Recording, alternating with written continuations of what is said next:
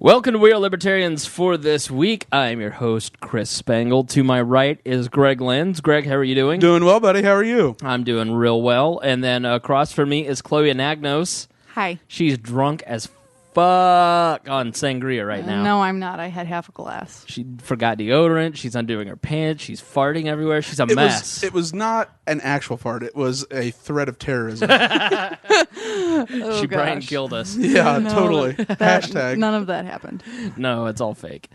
I had to stop myself. I promised I wouldn't talk about that, and within the first 30 seconds, I almost brought it up. Listeners, you are getting a treat. You were getting 3 episodes in one day. Are you doing them all, releasing them all? I'm going to do them all at once. Awesome. Wow. And then we're taking next week off. Normally, we don't ever record in December. We had the reunion show at the beginning of the year last year. Yeah, and that's the only one that we'd done. The last 2 years, we had taken it off. And hold on, my foot was touching something. I'm wearing giant reindeer slippers. Look, check that out, Greg, down there. Oh, my. Yeah, that's Who got you those? Dean from work. And so normally we don't even record over the holidays, but we have. I loaned my SD card to little Jeffrey Vibert, and he had 2 podcasts on it. And so I haven't been able to get I finally got the files back from him right before we went on vacation, and we've not talked about school shooter stuff and all that jazz. Because the one with Brett Bittner, it was Paris. Yeah, it was right after so Right. that may not be entirely relevant at this point, but It deals with anti-terrorism, so it'll still be relevant. And then we did Lions of Liberty with Mark Clare. So check that out and listen to his podcast. It was a fun interview. oh, they're kind of the West Coast We Are Libertarians. Yeah, and Good then guys. we're going to talk about what are we going to talk about today, Greg? We are going to talk about, we're going to do a Democratic debate recap. Yes. And Chloe is totally prepared to the libertarian level of preparedness. So Yes. inside and out, comprehensive notes. Oh, yeah. And then I'm we're here. Then we're going to talk about how the appeal of people like, we're going to tie it into a little bit of Trump, because Trump was really the 4th candidate on stage in the debate that, didn't even have to be there. Right. Yep. And how his appeal sort of ties into culturally this nationwide ring of school shooting threats and what's going on and why all these basement dwellers are creating a atmosphere of terror and leveraging the ISIS threat out in California, and what's wrong with America? Why isn't America great, and how do we make it great again? Well, first, let's talk about let's play this little jam. I have no idea what this is, but I know what the song contains, and it's Happy Days Are Here Again.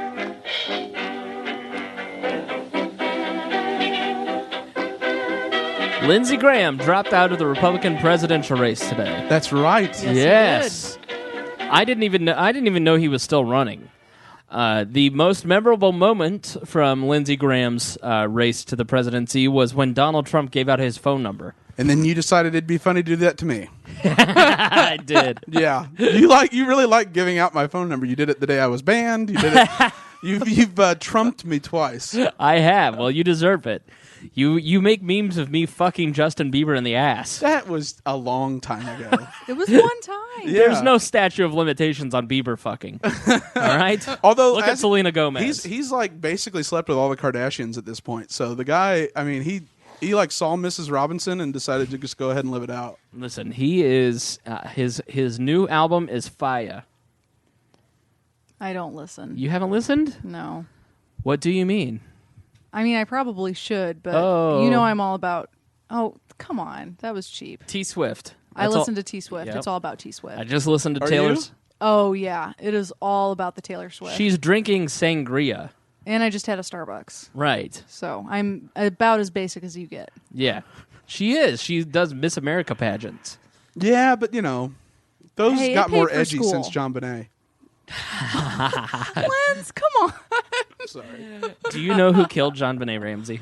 No, I don't. You don't talk about that in pageant circles? No. She did little kid pageants. I never did those. It's all the same. Yeah, pretty much. So you might have an opinion on Steve Harvey. I do. So at It's just sad. Set that up for people who aren't familiar. Sure. if you haven't watched Steve Harvey fuck up the Miss Universe pageant royally, it is unbelievable to watch. He read the card wrong and announced the wrong winner. Miss Columbia won, and in reality, on the card, he said Miss Columbia won. In reality, Miss Philippines won. How do you get that wrong? And it was super easy. He showed the card, which did not help him at all. Like, I think he was trying to, Like Chile or... Right. And I think my decade of pageant experience can help probably explain some of what happened. Okay. So, for anyone that has ever watched the Miss USA or Miss America pageant, the host, it's always a big show at the end of the program when the judges hand them the final ballot and they read from the card and they say, okay, here's your top 5, your top 3, whatever, and then here's your winner. Right. Well, I think what had happened was because you have all of the people that are working with the judges that audit all of the scores and put everything together for a national program like that when it's live television, multiple people know who the winner is before the general public do. Mm-hmm. I mean, people that are running social media, you got to have a press release done, all of this stuff, right? So I'm thinking what had happened was because I had a few friends of friends that were actually there, and apparently the teleprompter said the winner was Miss Columbia.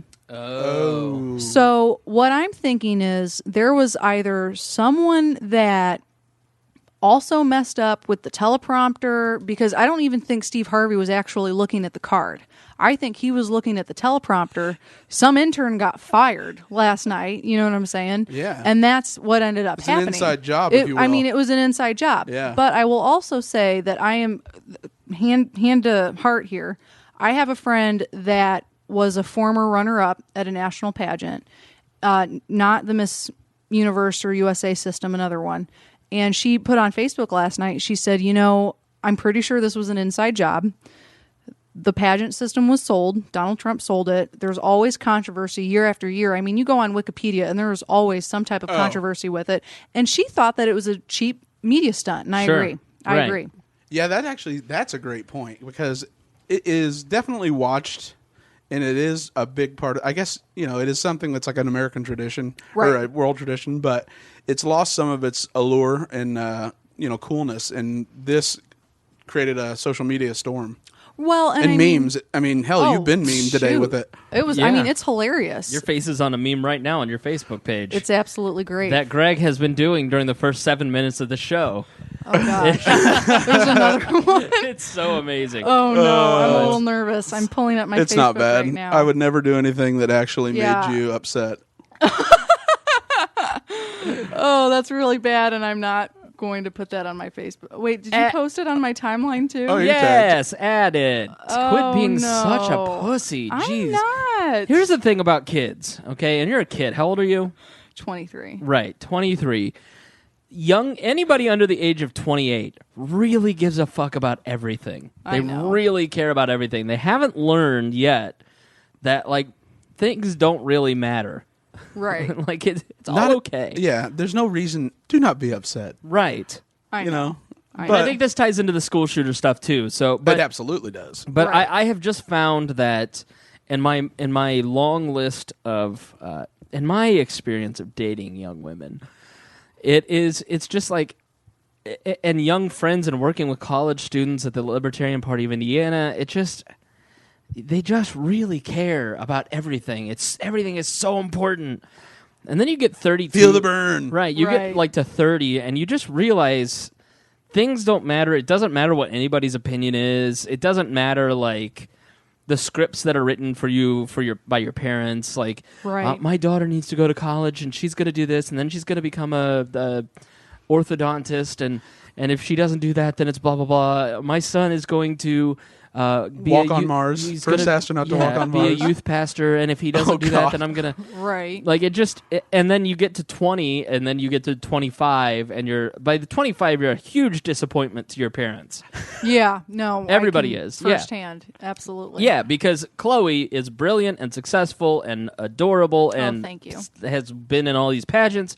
And her parents, I'm sure, are very disappointed in how she turned out. Oh, absolutely. Yeah. Well, and I will say some of that, I'm a little bit younger than you guys, but I'm from the generation that grew up on social media. I mean, yeah, that's true. MySpace, Facebook, Twitter. I mean, that was all. I mean, The by the time curated I was version of yourself. right, absolutely, and it was always such a just sad thing that your whole life was on social media to a certain extent, and you have to be friends with your pastor and you have to be friends with everyone, and so you have to present this perfect version of yourself, right? And I don't want to say that I'm always one of those people that has to present a perfect version of myself, because I mean I'm not perfect, and I don't think anyone I feel like is, you're a but- perfectionist, though. Well, not necessarily perfectionist, and as I've gotten older, I've not cared as much. But it's just one of those things where, when it comes to social media, or well, how come you don't post enough, or how come you don't do this? It's like I'm just tired of the drama.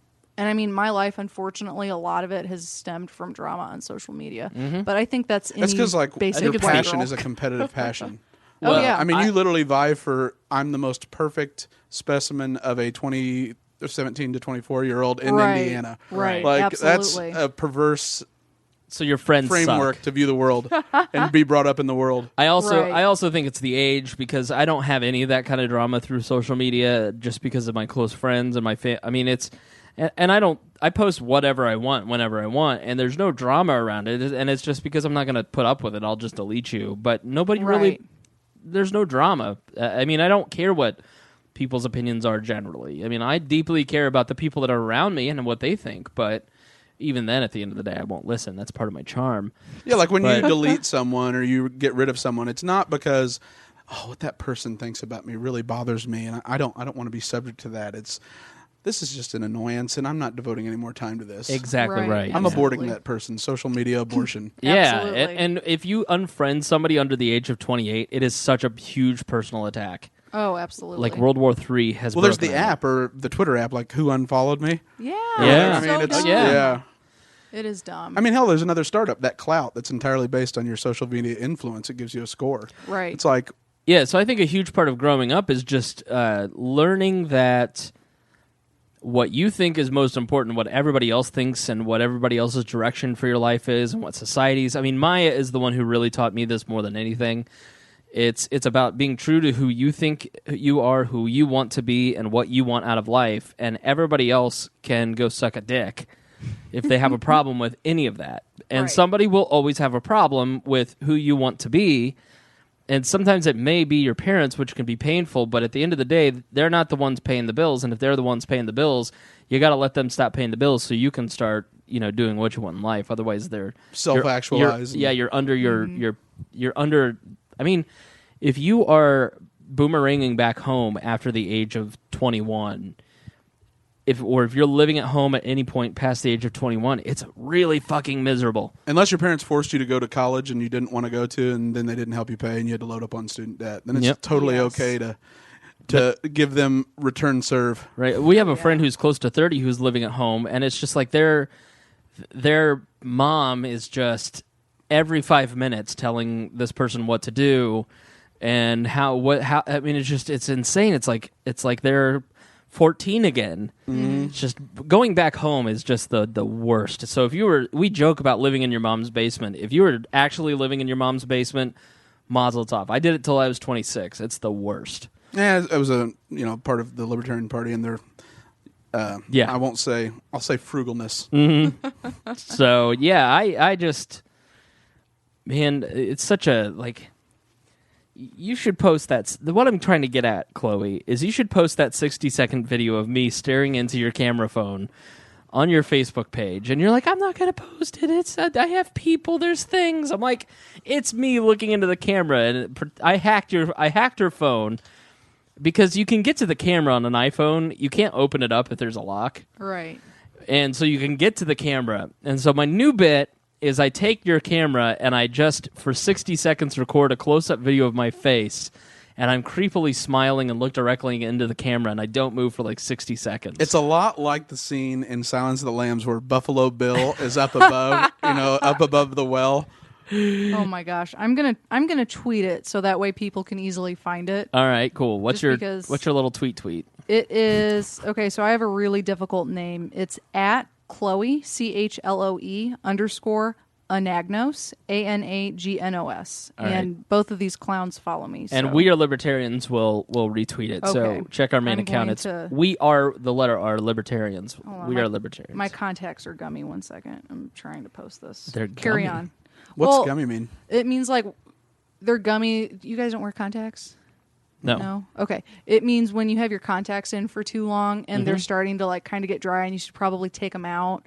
And like, when like you've got a like old gummy bear or like old pack of like fruit snacks that's been sitting under your driver's seat for a while and you pull them out and like they're really like Ew. gross.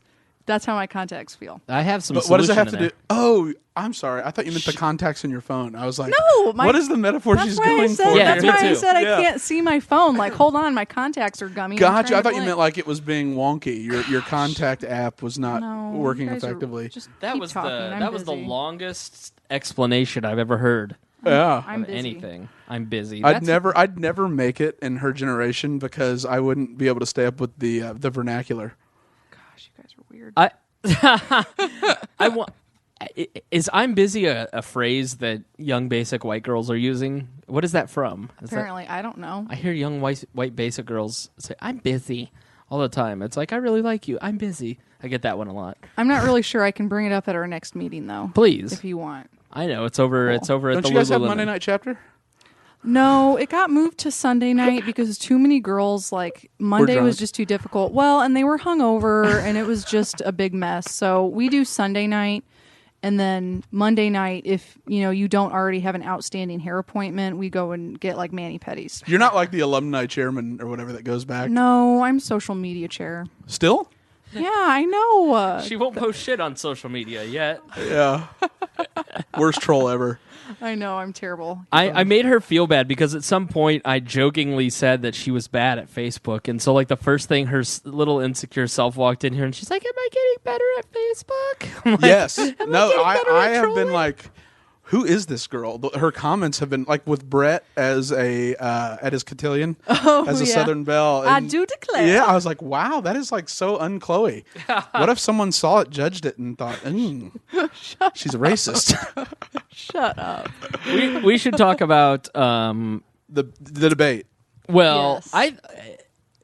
we'll get to your social media shenanigans later on, I guess. Then, yeah, because I Yeah, guess we'll we talk could about that the because debate. it'll be related to what we discuss. Okay, Yeah, I took notes. so Greg's had another week, quite the banner week of social. I think in the last one you were on a 3-day ban. Yeah, that was when yeah. Brett was here, and it's So- because I made this beautiful painting you have in your home. That's Chloe. of salami. You like my meat?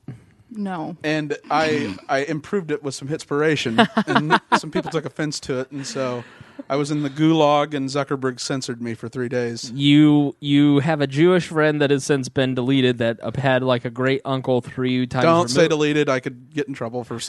Can't say Jew, delete, gone, any of that stuff. Are you censoring me, bro? Yeah, I'm censoring you. I am giving a safe space to our listeners. I'm just saying, it's amazing that your Jewish friends get upset when you post glowing Hitler quotes on your Facebook page. I know. It's a weird world, man. Crazy world we I live know. in. Tyler and I went to the Facebook game, to the Colts game yesterday, and we're walking by, and they have safe spaces for if there's a tornado, and Tyler was like, "Oh, that's where Greg hangs out." Yeah. So, And I just make wind noises. this Democratic debate, I didn't even hear it happen. What happened now? What? 3 people stood up and talked about how they would make the world better in lame anecdotes, and it was really vague. And at some point, they started talking about the China in the White House, and then I just tuned out. See, I actually, I didn't think it was quite that bad. I thought it was There were some interesting elements because there's some backstory. Bernie Sanders' campaign had raised $1 million Friday, Yes, that was interesting. and he, the way that the voter database works within RNC and the DNC is there's one central database, and then whoever's campaign has brought them in or maintained them in their database, that's the campaign that has access to them, and they're not supposed to be able to see each other's during the primary. Right. Turns out a new database management provider was hired by the DNC, which was also a contractor that is friends with the Clintons. Mm-hmm. And Debbie Wasserman Schultz approved the provider coming on as the new manager of the data. And because of a firewall glitch, some staffers on Bernie Sanders' campaign were able to access and not like download or export Hillary supporters. And one, she's the preeminent nominee. Like her voter database is enormous. Right. Absolutely. So they were able to though look at it and take a peek and see who the names were and yada yada yada. And right now you're being you're in the surveillance state. I right know. now. NSA's watching. I don't know what he's doing. I was but... Snapchatting her sister, Kat. Oh wow. Great. Like super close up. You should see this. I wish I could post this, but He really is Buffalo Bill. I know. Yeah. He's weird. Like her voter database is enormous. Right. So they were able to though look at it and take a peek and see who the names were. That is so cute. she started rubbing her nose, and I had it like right up on her face. It's great. You can follow me on Snapchat at cspangle. So this goes on, and Bernie finds out and immediately fires a staffer, and they start an investigation into what actually happened and report it to the DNC. And the DNC, Debbie Wasserman Schultz, responds by banning access to their own voting database. So Bernie Sanders' own voters He couldn't get to his own couldn't database. get to his own No. because of the breach. And this happens, the day of the debate after he had just raised $1 million, or the day before the debate after he just raised $1 million, and it outraged the vocal, true progressive left that is behind him. And they got a petition signed for 40,000 signatures for Debbie Wasserman Schultz's resignation as DNC chair because she's seen as Tilting the scales. yeah toward Hillary. And you Yeah. don't even need to tilt the one. Bernie Sanders isn't a Democrat. He's not. No, I mean he's he not. caucuses He's a with them, but socialist. he's not. He's an independent in the Senate, and so is it really that bad that her own data, the chair of the party that he isn't a part of has access to his data? Right. That was never really brought up. And so what ended up happening was Bernie's campaign sued the DNC. That scared the hell out of the DNC. And so Debbie Wasserman Schultz, who's awful, like literally the worst person on the planet. She is. She's a real dumpster. Yeah, she's the American Hitler. Okay. I hate That's her. a little strong. That's true. That is true. But, however, I really don't like her. And so she was You on... just called her Hitler. Of course you don't. I know. She was on the Sunday show with the campaign manager for Bernie Sanders, and she tried to spin it as, well, there was a slow response into the investigation by the Sanders campaign, and he holds up his cell phone, and he had responded immediately that night. And they, Oh, wow. But they're actually not going to... So they reached an agreement, and they're not going to sue each other. Well, the lawsuit wasn't removed. So it's still dangling out there as leverage should she perform and should the DNC act favorable towards Hillary in any way at this point going forward. Nice. But that's how the debate began, was Bernie apologized to Hillary for the transgression, and that person had been removed and sort of clarified it. Right. I thought it was really kind of fishy, but I imagine having managed a political party for a while, there are things that seem really reasonable and valid when you do them, and to outsiders, once that thing happens, it looks conspiratorial. Right. So I figured there had to be some sort of, I give the party and Debbie Wasserman Schultz the benefit of the doubt, but now having heard the explanation, it really seems like it was a knee-jerk reaction. Yeah, her problem was how she handled it in the press. It was a very poor way of doing it because, I mean, let's be honest. In Iowa, Bernie's close. In New Hampshire, he's leading. That's the only two. Yeah. He has no shot in the rest of the states, except now it showed him as the underdog who's, the party doesn't even want to nominate him, and yet he's the purist. And so, as a Democrat, if someone's a Democrat, I would actually understand you supporting Bernie Sanders because I believe he means everything he says. I think he is incredibly honest, and I think he's a good man that takes being a public servant seriously. Right. I think Hillary Clinton is the exact opposite. Absolutely. And so the fact that you would be a supporter of her and not Bernie is you're the person that would support Jeb, except in the Republican Party, that's 3%. Right. In the Democratic Party, it's an overwhelming majority because they're a Clinton. And, I think this is going to give some heat to Bernie and maybe boost him up in the polls because then he raised, every day he didn't have access to that database, they said it would be like them being unable to source where their $600,000 daily contributions come in from. Absolutely. Well, and I mean, look at all of the people that are supporting Bernie. It's all people my age that are young. Mm-hmm. And I mean, of idiots. course, It's the Ron Paul right. 2012 base a lot. Absolutely, absolutely. And I know I have a lot of friends on Facebook, Twitter, Instagram, whatever, that are huge Bernie supporters. And I mean, it just, you can't outrage the young voters. I mean, you just really can't. So. No, because he has to have them. Oh, absolutely. Because the big elite donors like the Jeffrey Katzenbergs and those types won't donate to Bernie Sanders. Although they really liked him out in L.A., it's like, yeah, we really love Ron Paul too, but we're not writing a check. Right. Yeah. We love Mitt Romney. Right. Mitt can win. Right.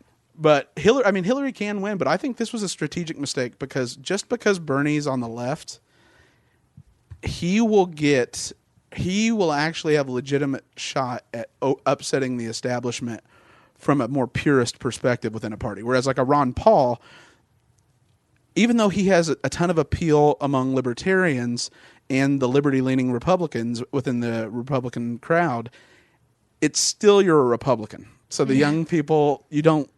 I just can't force myself to pull the trigger. Which is, code word for bigot Yeah. and racist and you and Sarah whatever Palin else. vacation Which is together. true, yeah. Yeah, absolutely. Well, the other aspect is that Democrats are more organized, and so libertarians are just not the type that are going to band together, and that was always a huge part. It's a huge part of the problem with the Libertarian Party, with the part of why the Liberty Caucus in the Republican Party doesn't work.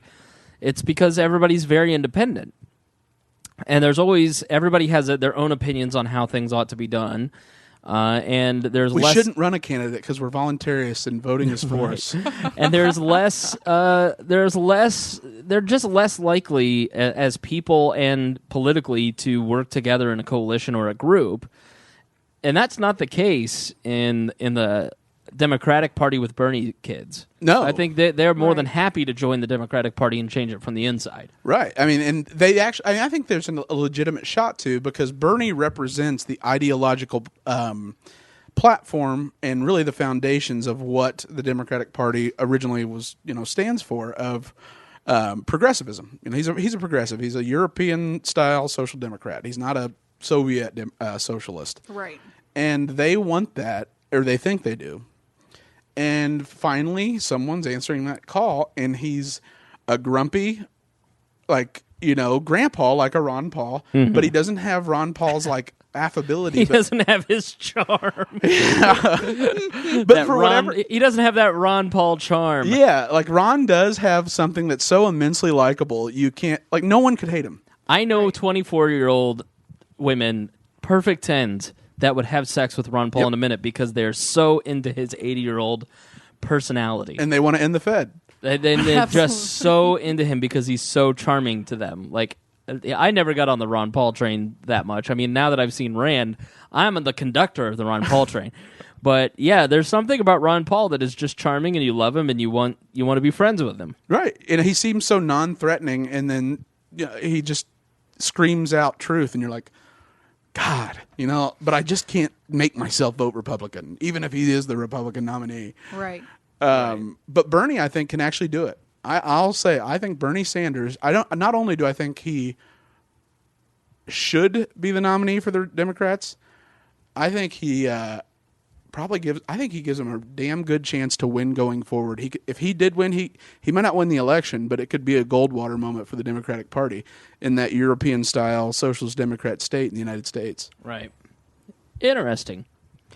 But you didn't watch it. I didn't know. It was Saturday night. I was out doing things with people and girls and trying to touch boobs like every other man. But you could have watched on a Saturday recording. night. Yeah, but come on. I'm not watching a Democratic debate. I'm not even going to watch a Republican debate. And that's entertaining because it's got Donald Trump and Rand Paul, who I could consider voting for. Yeah, this was his most libertarian debate. I heard he did really well. I guess he didn't prepare, so he just went Good. and did it. So, he barely got in. He got in because a Fox poll came out at 6:00 Sunday night. Had him at 5th in Iowa. Oh, shoot. And so he was out until that came in a Fox poll of all polls. Right. And then he gets in, and he's the first person to walk out on stage because he's in last place. And sure as hell, the second question of the damn debate goes to him. And he knocked it out of the park and just kept knocking out of the park. And then Chris Christie was getting some momentum about protecting people from ISIS. Sure. Because the San Bernardino people had no contact with ISIS and never pledged on social media, but Right. they're ISIS. And Rand basically had the quote of the debate when he said, if you want World War III, this is your candidate. Right. And, yeah. you know, it was the most strong he looked. And, you know, of course, like the Atlantic wrote about how he was the only sober person on a stage of drunks. And just all the press couldn't have been better. And It wasn't the third most watched debate in presidential history. yeah, but I think all three have been the last three Republican debates. Oh, wow. Because the second was 25 million, the first was 18, and this one was 17.6. Yeah, I mean, people say, oh, people aren't engaged in politics, but that sounds like they're interested in what these people have to say. 20 million people are tuning in to watch CNN. Literally, CNN. Which normally has 1 to 2 million people watching. Anderson Weeper.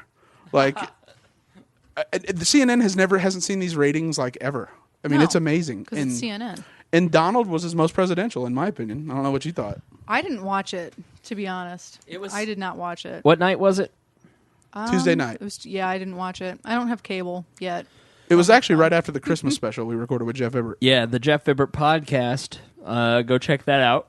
Hold on, it's this exciting. So, yeah, the Jeff Ibbert podcast. Greg and I have been on it lately, and it's a comedic podcast occasionally. And then this last special, I ruined Christmas. So, You really decided to play the role of Captain Depressing. I was wondering if you just wanted to get back at Jeff or what was going on. several people who were there messaged me afterwards, not Greg because he's not a friend, and said, "Hey, I thought it was another element. that was here." It was, yeah, Yeah. that was part of it. But things were better afterwards. But there were several different things that were going on Tuesday that led me to have a panic attack. My first one since high school. And I was just very stressed out, and then everybody came over here to do a podcast, and I guess I was acting weird and in a bad mood, and I ruined Christmas. And Well, you called Jeff the C word. I did. I was listening. At a Christmas special. I was listening On and his I was- own show. I know. I went on his podcast Wait, and he called him Christ? Yeah. No, cunt. Yeah. Oh. Oh. Oh, that C word. Yep. I was listening and I was like, everybody said I was really grumpy on this podcast. I don't hear it. No, it played well. It was necessary. But I was trying to be grumpy on purpose. Yeah. Trying Oh, to no, yeah. Trying to be the Grinch because comedy works if there's a conflict. Right. There has to be somebody causing problems and trolling and rustling if you're doing comedy. And I go, I don't think I was that bad. And as I finished that thought, Jeff, quit being such a cunt. And I burst out laughing. And that's how Christmas was run. No, but so it was right after that because we finished and I immediately went and watched it. And I was like, well, I think he's handling other things, but you didn't watch it at all. No, I did not. Yeah. Man, how can you not? I haven't watched a single debate this year. Not one. That's the only one I've not seen. Okay, that's forgivable. Okay. Because what am I going to learn by watching this? Shut up, Lance. What are you going to learn? No, I don't watch it for that. I watch it to see, one, it's been a very, the first two debates were very lovey. No one's differences really other than Rand's got exposed. This was, we're going to force all these people to get into their riffs. And it was great to see that Donald dominates early as he always does, but then he just backed off and he didn't engage anyone in a way that would turn you off that could be your commander-in-chief. It was the most presidential and restrained he looked.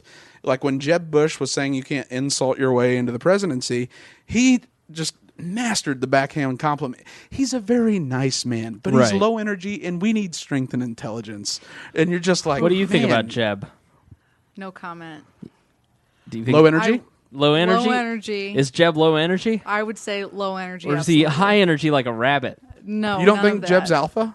No. I think he's very alpha. I will say, though, the reason why I watch all of the debates is because, obviously, having a pageant background and a speech and debate background, I like to see who can carry themselves. Right. And if you cannot carry yourself, if you're like John Kasich, right? What's Kasich. his He's name?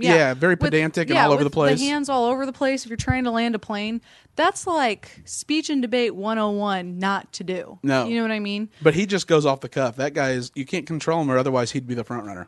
Absolutely. He's beloved in the state. The Republicans they've never won an election without Ohio. Right. Republican Party never has. Very true. And he's got all the experience. He's serious. He's appealing to everybody, moderate. But for whatever reason, he is the professor that can't wait to expound upon the finer details of everything. Absolutely.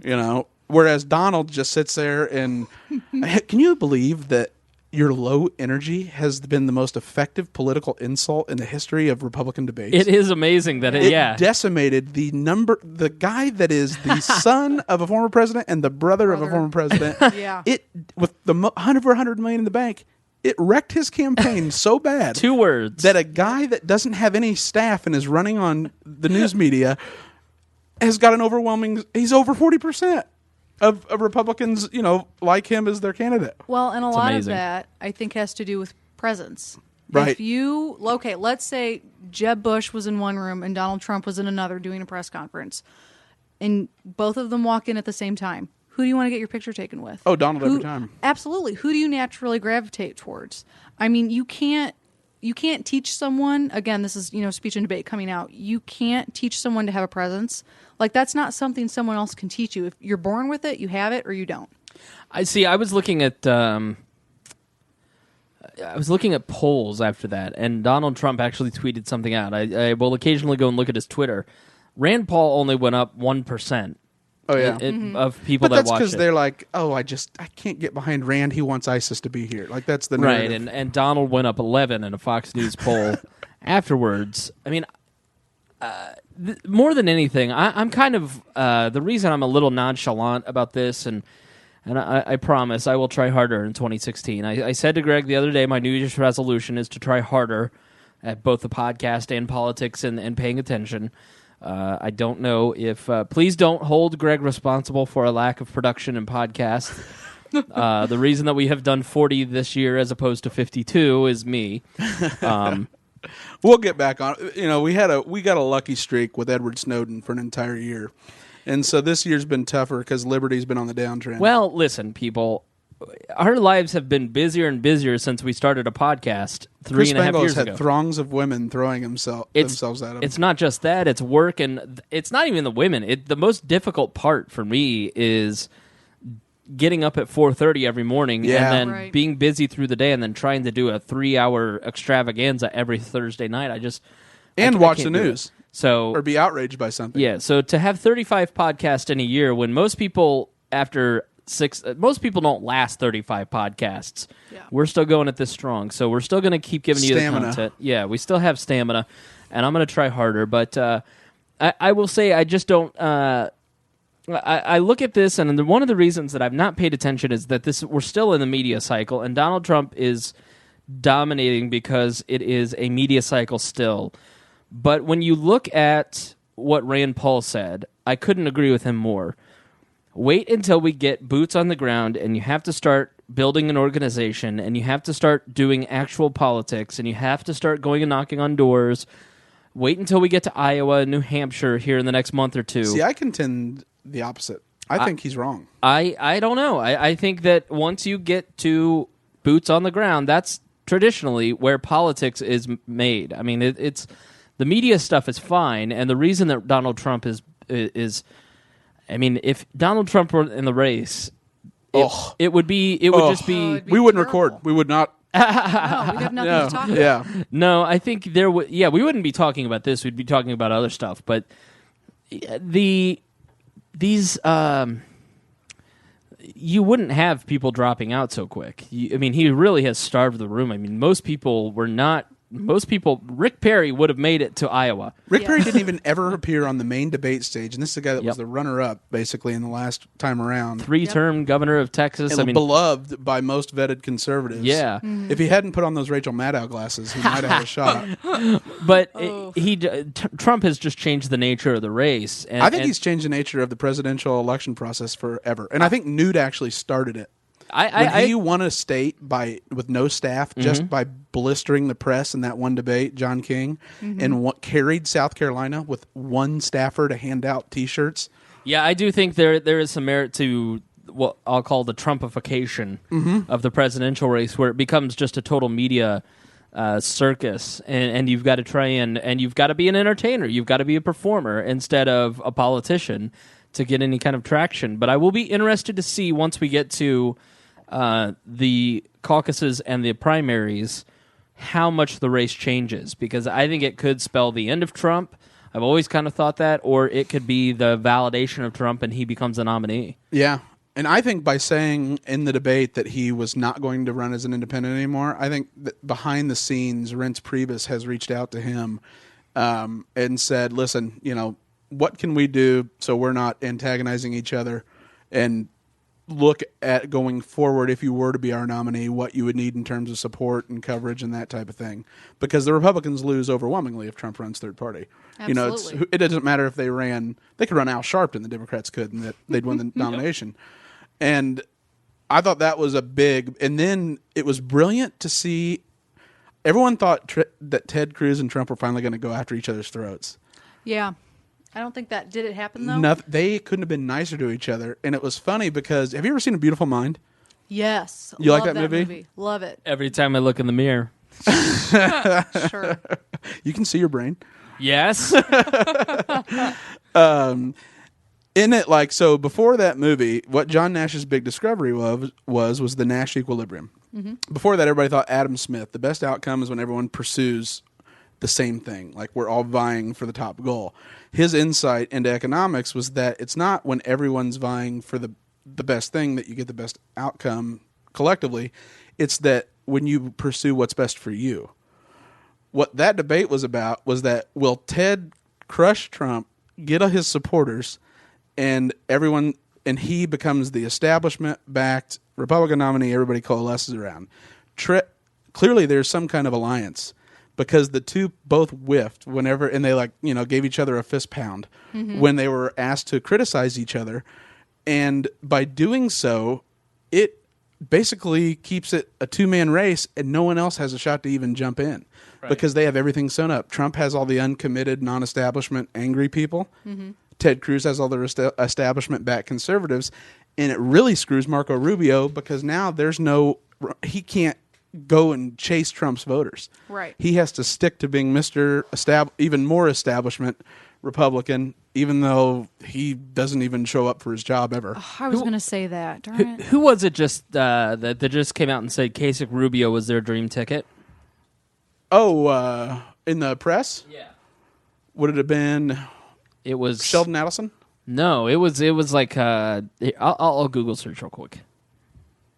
But you keep talking amongst yourselves. I mean, I want you guys to. I mean, I like the Democratic debate too, because I thought there were some great moments in it. The one thing that I did see, and I mean, again, I think it's just internet overstimulation, because I just read so much throughout the day, especially when I'm on Facebook and Twitter and everything. But I did see somewhere, I don't remember what poll it was, but it basically said that Hillary beats every single Republican nominee except for Marco Rubio. Yeah, and I think I thought was interesting. Mm-hmm. It was Ed Rendell, the former head of the DNC, former Pennsylvania governor, said that the Rubio-Kasich ticket, or the Kasich-Rubio ticket, scares him the most, which is because of what we've talked about, which is Florida, Ohio, which Republicans have to win. And the percentage of the Hispanic vote. Republicans, if they don't get at least 21, it's over. Yeah, absolutely. And the fact that Kasich can provide experience and balanced out with Marco's inexperience, yet Marco has the whole Hispanic thing going, and the internet. And he's the most natural politician and talented politician out there. He's a fantastic speaker. He's a great debater. So I think that would be probably the ticket that would win for the Republicans. I think Rand Paul would do really well if he were the nominee. I don't think he'd be a good VP. No. See, I think he'll never be president if he's not VP first. Yeah, I don't think he'd make a reasonable. What does he bring to a ticket in terms? Terrible. Yeah, he doesn't bring. I mean, Kentucky is not a stickler a state. too. Yeah, he just wouldn't be a good vice presidential candidate. He's not a guy that can work well with others. He can't manage a campaign clearly, and I think he had to be on that stage the other night, or his campaign was DOA. I just don't understand how he's in the race still, because the money. I mean, his super PACs have a lot of money. Had Cruz not gotten in the race, I think Rand Paul would be doing much better. And to me, he's the candidate that will bring the most natural crossover. He would be the one that would be most attractive to independents, far more than anybody else. He just never got a shot. It's that Republican disdain that doesn't, he just never appeal. Like Trump will, in my opinion, get way more independents because the independents are actually less politically oriented. Right. Oh, yeah. So when that's the case and they don't follow politics, a message of make America great again, let's kill the terrorists, and it just came out in a study today when they conducted a telephone survey about Trump and then an internet survey. And they were, monitored and conducted with strong research methodology and methods. But Republicans, when you're not subject to actually talking to someone else, have a huge bump in how much they support Trump. Oh, so yeah. like it's that, is it the Westermark effect or the Hawthorne effect, where it was that people Democrats worried with Barack Obama, whether on the phone, oh yeah, we'll vote for Barack Obama, and then they wouldn't vote for a black man, like right. Blue collar Democrats. And so that's what is happening with Trump. Republicans who would like at dinner parties won't say, oh, I like that Marco Rubio, or I like, oh yeah, I like Carly Fiorina. Yeah, she's just exactly. so great. But deep down, it's like, oh my gosh, we need Trump. We need to make America great again. We're gonna do I've got it. 6 hats and all the memes, my t-shirts and everything, y'all. I know. We're gonna bring freedom to everyone, and we're gonna build a wall, and we're gonna make Mexico pay for it. Oh, that Absolutely. strikes a little bit at my heart. Just because the balls to do something not because it's good, it's a horrible thing, it won't work. Absolutely terrible. But the balls it takes to actually undertake that and then invoice the Mexican government for the cost. He's out of control, man. And what's crazy is the majority of the people that are coming from Latin America that are illegal immigrants aren't from Mexico. They're from Central America. So it's they're parallel Mexicans like Joe Ruiz. Well, and it's like, why would you make Mexico pay? I don't know. It's just ridiculous, but whatever. Well, I mean, it's one of those things, though. He understands that he can't miss a news cycle or else he loses. Absolutely. Yeah. Donald Trump can't miss one news cycle or he loses, like just with Ben Carson and then Ted Cruz's rise, he was a little silent. Then all of a sudden, Vladimir Putin endorses him. Yep. And boom, right back up in the polls. Well, and you know what it was about today, right? In regards to the Democratic debate. So Hillary Clinton at one point said something, they were talking about terrorism, and she said, Donald Trump is the perfect recruiter for ISIS. They're showing him in the recruiting videos. They're showing him in the recruiting videos, and turns out, and I mean, I just saw this come from a couple sources, so if I'm wrong, no, it's true. It's whatever, but it's true now, according to Greg Lenz. Yeah. That they're not doing that at all. And I think he's demanded an apology from Hillary Clinton, which he's I even mean, she should do. I mean, I think you should do that. Yeah. But it won't matter because no, of course not. The Democrats will say no because it'll look weak, and because his attack on her is going to be low energy. She did an interview and said that someone complimented her on how good and refreshed she looked in a morning interview, and she responded, "Oh, that's good because I'm exhausted." Oh, and literally on Twitter, it didn't take 5 minutes. And Donald, she's low energy, she's not strong, she's not I am high energy. My doctor said I'd be the most fit individual in the history of the presidency. Because his doctor has given physicals to everyone. Right. I know, but that's just vintage Trump. And it created the media shitstorm that you need in order to stay up in the polls. But did you notice when Bernie and Hillary talked about college, she actually outlefted him. And it was brilliant. Yeah. Because Bernie's been touting free college, tuition-free college. She made a nuanced debate and showed herself as a highly skilled debater about debt-free college. Right. Because if it's tuition-free, then Donald Trump's kids come out way ahead, and that's not progressive at all. If it's debt-free, that helps the individuals we really want to not have to have student loans when they graduate, and then gets them to go to college if they can't afford it or qualify for loans. Right. And I was like, dang. That's the most impressive I've ever seen her do, because the criticism is she can't out-left Bernie, and she just schooled him right on stage. Right. And then Martin O'Malley was like a puppet mascot, I guess, or I don't know why he was there. Yeah.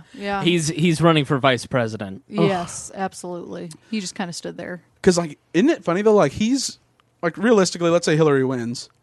Who are the people on the bench, right, that are coming up? The Castros out of Texas. One's the mayor of San Antonio, and then one gave the keynote for this last convention before President Obama. I think he's a Texas state senator. Right. And then, but then Martin O'Malley is, he's in a rock band, Irish, governor of Maryland, well respected, very smart. He's like a big data science guy that implemented a lot of software as a service reforms in the state of Maryland. So he checks a lot of boxes, and he looks presidential to me. Oh yeah. But they're treating him like he's the whip. Like he tried 2 times to interject, and they're like, Martin, Get the door. run along now. Go Yeah, away. Get the door. They totally harried him. Friday night at Liberty and Chill, Harry was walking outside, and right as the door closed, I shouted, "Harry!" And he came back in. I go, "Thanks. I just wanted you to get the door one more time." Oh, that's great. Oh, Chris's racism. If you're anywhere near Indianapolis, every Friday night at 6 p.m. At Black Acre Brew Pub here in Indianapolis, we get together a group of libertarians and we just hang out. So you are more than welcome. You're invited.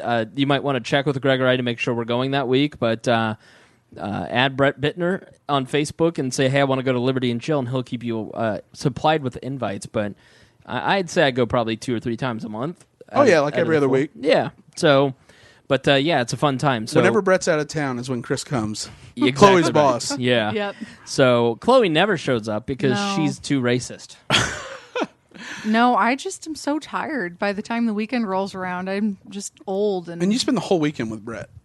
The Or whole week. Yeah. Oh yeah. Not the I'm whole just- weekend. That's creepy. Yeah. Yeah, I that's mean, just sorry, weird. yeah. But like the whole week, 8 hours a day, Bittner. A lot of Bittner.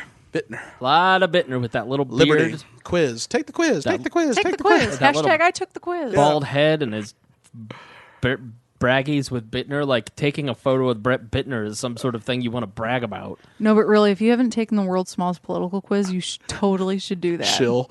Oh my god, she just got like $5. Right. We're charging you ad rates. No kidding. Fine.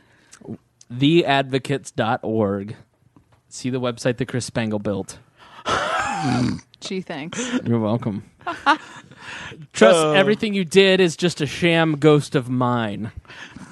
So, Did you? So you didn't even read any like post debate analysis? honestly, I like didn't that? even know anything happened. No. No, not Well, a bit. that's because the Democrats do all of their debates on Saturday night, 6.7 which is crazy. million viewers compared to nothing below 17 for the Republicans. It's been Yeah. 2 Saturday night debates, and nobody talks about it. It's Well, but you know why that is, though. That's strategic planning on the burn. DNC. Well, Hillary. Well. I mean, you think about it with Hillary. I mean, who is the candidate that you can, jab at the most? Her, right? Mm-hmm. I mean, it's a broken record of her emails. Benghazi. What did you know? What didn't you know? Did she shoot somebody Did in she- Bill's I campaign in mean, '92? Bill Clinton, Monica Lewinsky, whatever. Yeah. How many lesbians has she been with? Exactly. So, I mean, I don't really know, folks, All of them. but stop.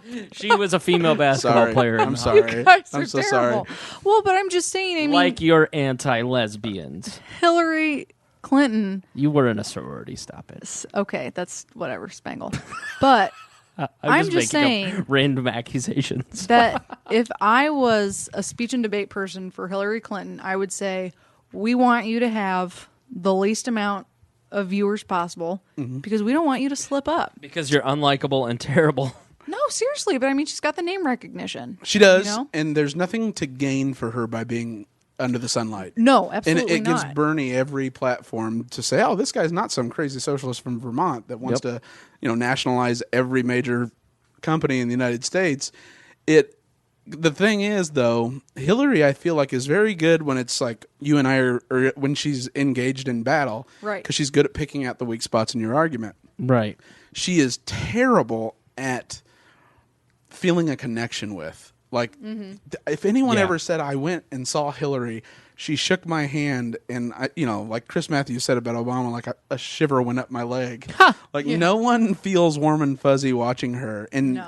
it's a classic case of coached tried too hard, because she ended like her debate with the quote from Star Wars. Right. Like it's like, oh, Like, really? it felt so cringe, Ugh. and then Too there was an immediate fake swarm of Democrat armies like, "Oh, how cool, Hillary, and she's one of us." She's so cool. I'm It's sure like, she's at Star Wars Really? right now. How do you think the Bernie supporters feel about that? Like, Exactly. those are the people she's targeting, and it's not going to work. No. Like, just be Hillary Clinton. Just say, "I've killed people, and I'm going to be president." Absolutely. Be the Don, the Don of the Italian family you are. What difference does it make? Yeah, in that I liked it. That's strength, like that's Margaret Thatcher. And it really though that changed the tide for Republicans. It made them look petty during that Benghazi thing. Which actually that movie's coming out. Did you guys see that? No, No. They're doing a documentary that's going to be released on the whole the Benghazi Was it situation. documentary or was it what's the John? Oh no, it's Michael Bay. Yeah, the movie okay. it has Jim from The Office in it. It's probably that. Yeah, I think it's the same Krasinski? movie. Yeah, he's on the front cover of GQ. Men's Oh, Health yeah, or 'cause he's something. like- yeah, it's Men's like Health, ripped you're as right. hell. Yeah. Yeah, but yeah, and the CIA actually held 2 meet and greets and sit downs because it's not going to be propaganda oriented like Zero Dark 30.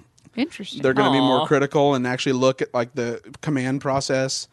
The point of, but Michael Bay is no like guy trying to support the Republican candidate. What he's trying to do is to expose people in the most sensational format possible about what actually went on, what the chain of command was, And without being a puppet for the Democrat or Republican Party. plus a Right. little bit of controversy is going to help his movie. And the best way to be controversial is to say something shitty about the Democrats and Yeah, because they don't have money to spend on movies. It's so it's so passé to like make fun of Republicans, Yeah, that's the most boring thing in the world. right? Because everybody does it, we get it. But you say something about Democrats, and then that starts. Is the new movie too hard on Hillary Clinton? Like if a movie were like making fun of Donald Trump, there'd be no, a new movie's coming out. It's about Donald Trump being fat, or something like. I mean. Isn't it funny? We were just talking about. I was talking with someone about radio. Howard Stern just renewed his deal at Sirius. At work, Bob retired from the Bob and Tom show, so we've been looking back on and Did reflecting. he retire or did he just get sick of you and quit? He got sick of me and quit. He said, "I can't. This spangle bothers me all day. I'm done." Great. So I read an article about how Howard Stern has changed, and he's become. He's not as hardcore. He used to make fun of celebrities. Now he wants to interview all of them and be like Larry King. And, I thought times have changed, though. Like, if you think back to when we were in high school or when we were kids, like, the most shocking thing that a shock jock could do was talk about sex and Like lesbians. the Lewinsky scandal. Like Yeah. it was like, they could only make allusions or allude Right. to it, not. You couldn't like make jokes about sex, and there's so many bits at work that we can't play anymore because of the FCC. For the longest time, one of our most popular songs was Camel Toe to the Beach Boys song Kokomo. And or there was a song called Cleveland Steamer, blah, blah. So if you go and to our SoundCloud, you can find those for Bob and Tom. You were controversial by being sexual. You were controversial by going against your Christian beliefs. And now the way that culture works is that you are countercultural if you're anti-conservative, or actually not if you are conservative is what I was going to say. Rush Limbaugh, Sean Hannity, those guys are the shock jocks of the new era, not Howard Stern, not Bob and Tom, not any of these other shock jocks. And it just is interesting to me how society has kind of made that switch from going it's countercultural to be a Republican. Like people will admit to crazy things, but people will not admit to being Republican. Oh, absolutely not. But I think a lot of that stems from the 2008 presidential election. Mm-hmm. I mean, you look at who we had then. We had John McCain and we had Barack Obama. Right. And if you were a young student in high school or college at the rise of Facebook, Twitter, social media, I don't think Instagram wasn't around then, but Right.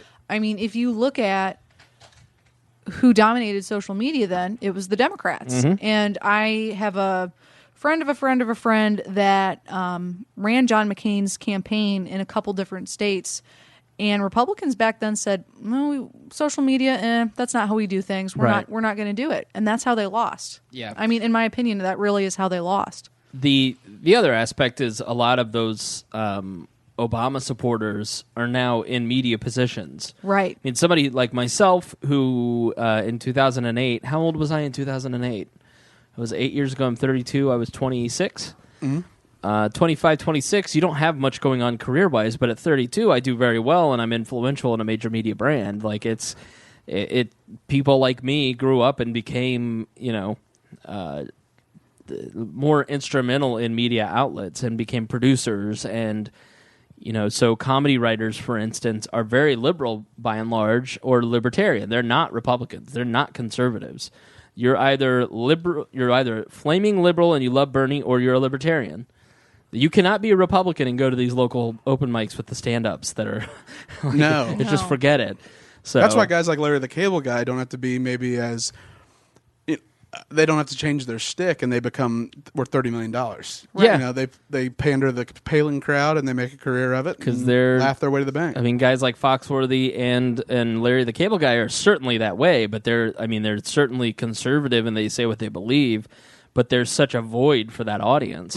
Huge. So that's why they're so successful. Hell, I think that's why, we don't have any Tool Time, Home Improvement, the show, or like the family. Kind of lighthearted comedy just is gone. When I listen to Right. Beck, Becky would say it all the time as he's starting his own entertainment brand. Like, who is catering to the Christian conservative audience? Nobody. There's a huge opportunity for growth. I think he was talking about the movie Noah, which was a total abortion. It was terrible. You took this biblical Thank God it story. wasn't, or we wouldn't be here. There was Jurassic Park dinosaurs in that movie chasing. These trees came to life. It's do Noah the right way that's going to want you want a religious audience to go see that, not some sort of mocking. Kirk of the Cameron's audience. resurgence as a career has been catering to the Christian market. And his sister. Yeah, and they were gone. They weren't part of the American media exposure at all after being child stars, and now they have stormed back and built careers on that. Right. Well, and I will say, the Duggars. Yeah, Before you're right. all of the crazy stuff that happened with Josh and child records and, the Ashley Madison account and everything. But, that was, on TLC. Yeah. That is your pinnacle Christian conservative show, along with Duck Dynasty. Yeah. And although not as popular, I think Keeping Up with the Bates family, they also live, I think, in either Tennessee or Arkansas. Very good family friends of the Duggars. Constantly, Teach me how to Duggar. Yeah, Teach Me How to Duggar. They're also in a lot of their episodes on TLC, which you can't watch anymore because they've pulled them off air. But the two sisters, Jill and Jessa Duggar, have their own TV Spin-off. show. Yeah, they have their own spinoff, which I think is, fine because they still... TLC wants to cash in on that family somehow because, it It's got them untapped. ratings. Yeah, it's It got them untapped. ratings. Duck Dynasty it's not that it's not so much that I want to mock Duck Dynasty. I just disagree with how it's production value. I disagree Yeah. that I think it is just a poor hodgepodge of a show. Mm-hmm. I think Laguna Beach was better production quality than Duck Dynasty. Right. But Duck Dynasty is in a market where there's no competition, and they just cleaned house. There's a well-known comedian who headlines. He's a club comedian, really funny guy, not part of the blue collar crowd at all. Just very kind of he's just a comedian, kind of a young guy, and he was the head writer for the Duck Dynasty show. Oh. And he said, "I have never seen an episode of it. I've never watched it." He threw it under the bus. He's the head writer of the show. He doesn't get credit for it. He gets paid for it, but not the credit, just because they don't want it to get out that there's head writers for the show. You're telling me it's scripted reality? What? But here's a guy who writes the show. Who he doesn't write he writes the silly setups. He creates the scenarios. Yeah. So the setups on the show are all fake. How could this family get into that many shenanigans in 1 week? Right. Because they go down there and they shoot the shenanigans over the course of probably 2 or 3 months, 4 months, and then the rest of the year they're just being themselves. Normal millionaires. Yeah. Yeah, exactly. And so they pack the show into that short amount of time. They're not getting into that many shenanigans, let's be honest. So, but it was a point of pride for him. No one turns himself into a woman. Right. So it was a point of pride for him that he had never seen the show that he was the head writer of. Because he didn't want to be judged negatively for attaching himself to this group of people who hold very fundamental Christian conservative beliefs, and that includes less than favorable views of gay sex and homosexuals probably in general. But they don't like that do unto others part, though. They Yeah. do like to talk about using the government as force. Yeah. A lot. So yeah, I just think it's an interesting perspective that culturally conservatism is more controversial than, I mean, it's less controversial for me to say cunt than it is for me to say that I love Donald Trump and I'm voting Republican. Mm-hmm. I mean, and that was not that way 15 years ago. Then you want to help ISIS recruit. Yep. Literally, I mean, what's funny though is in one of the actual ISIS recruiting videos is Bill Clinton for, what was it? Attacks in '96 when they could have taken bin Laden in Somalia and didn't. You're kidding. And so I thought that's pretty funny that she didn't know that, and that came out after. Oh no, I'm sure she knows. Yeah, I'm sure Hillary Clinton knows everything there is to know about Hillary Clinton. What could it possibly matter that Bill's an ISIS recruiting gym? Well, I mean, no, Barack Obama, the last three presidents have been, well, going back to Ronald Reagan, presidents have been great recruiters for Islamic terrorism. So we probably should move on to terrorism. Let's talk about some of these school shooters. So since we last talked about the Paris attacks and foreign policy, and we had not yet, and some of the censorship and foreign policy that goes along with that. Hadn't really talked about, I don't think the most recent was the big school shooting that just happened. San Bernardino hadn't happened. That was before San Bernardino was it the Oregon shooting? Yeah, at the community college. Yeah, the Oregon shooting has not happened since our last episode. And we've got a situation actually at the school where Greg and I graduated high school. Plainfield High School is going over. Could you please not text me such filthy things, Chloe? She's texting me. I'm not texting you anything. I don't know what you're talking about. Yeah. She's updating her Tumblr because she's outraged that you would accuse her. Don't make fun of my Taylor Swift Tumblr. Oh, see you next Tuesday. Yeah. Chloe, jeez. So, there's this kid named Brian Kill on Facebook. There's not a kid. It's a sock. So if you're familiar with the internet vernacular, a sock is a fake account. Right. So it's when for people like me, it's create a fake account because your main account got banned because somebody disagreed with a Hitler post. You don't think that this is some disenfranchised 16-year-old asshole kid? I think it is definitely that, but I don't think his name's Brian Kill. I don't either. Yeah. Yeah, no. But it's totally that. It's totally a butthurt, delusional fantasy keyboard warrior. Let's call him what he is. Call him what he is. I'm not saying it. Say it. I am not saying it. Because I have been called that, and I've been called their king. He's a total beta. Yeah, he's a beta. Oh, yeah, he's a beta male. Like, if it's a guy, he's a beta male. If it's a girl, which is the other theory, because what's going on is in Plainfield, there was a young woman who it would appear her pictures of her being seductive were sent, sexting the kids call it. And don't say her name. Nope, not saying her name. Right. Were sent to someone, and they ended up in the hands of this person who created a fake account and decided to make a post on the last day of finals about how they were going to blow up the school with pipe bombs. They gave specifics on how many they had and the guns they had, and they were going to go around shooting people. And I know that cat is Satan. You're asking for bad times. Yeah. You walk around picking up somebody's cat, that's a bad deal. If that cat ever slipped out the door, it'd be the best thing ever. Shut up. I'm sorry. Was that Cornelius though? Or? That was Mittens. Oh yeah, exactly. Yeah. If Cornelius ran away, I'd be okay.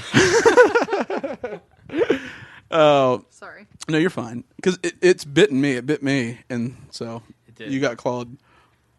He actually trained it. To do that. It's my attack pussy. It's got claws on it. Right. Anyway, so this individual threatens on the night before the last day of finals. He calls this girl out by name, announces what he's going to do.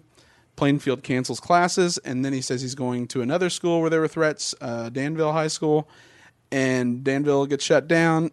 This goes, and then he deactivates the account.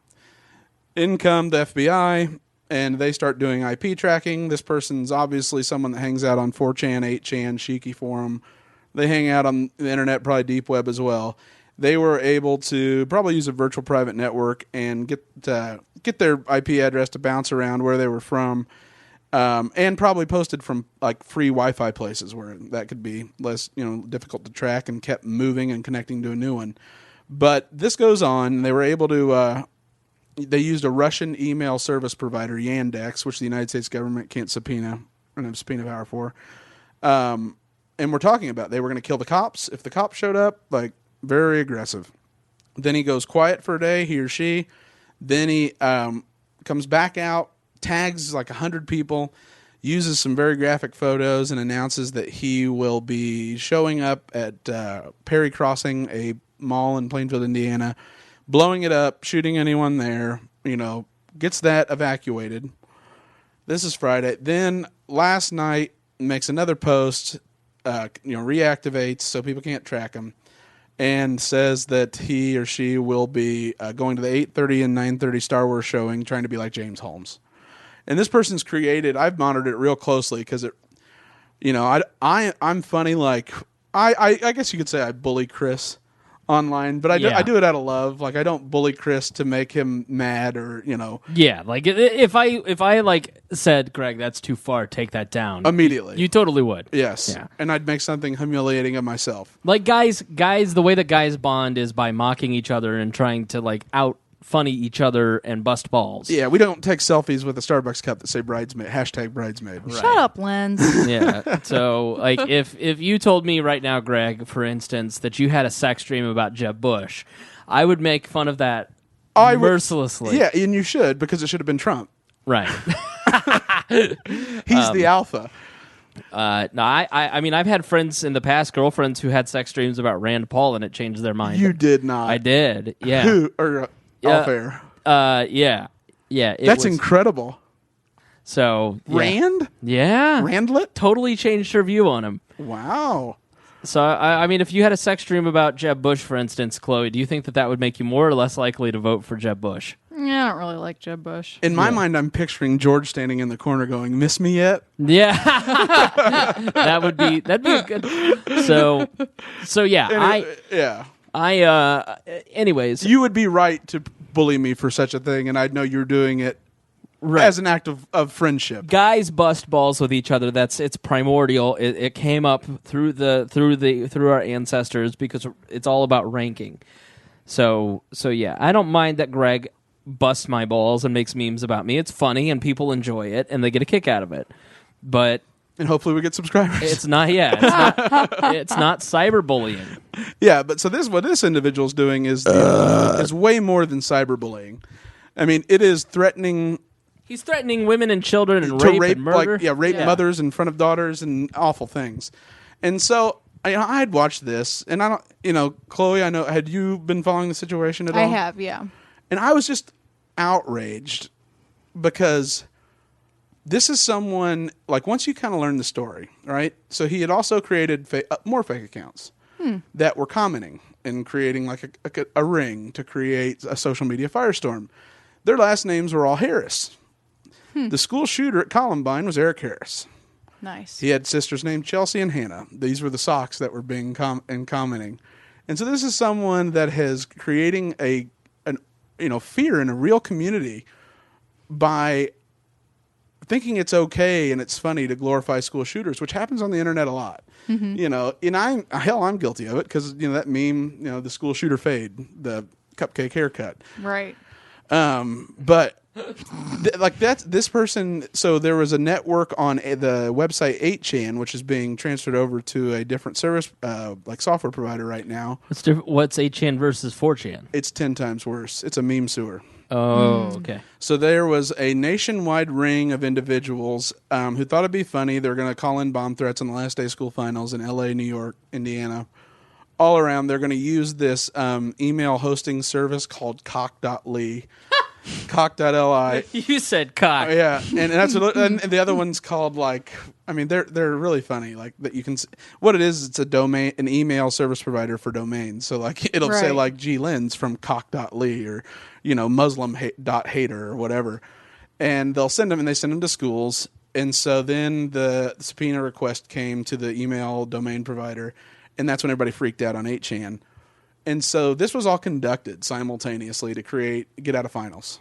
Of course, and it happened in Miami and Dallas too. Yep, all around. And then this one here in Indy, though, They took, or at Plainfield, they took it a step further and started publishing. You use they. Do you think that it is a group of people, or are you using that because you don't know if it's a male or female? I think it's one. I think it's one person, and I think because there was an alleged person named Christopher that has gone out and had to do like a video on Facebook that while this person's posting, I am not there.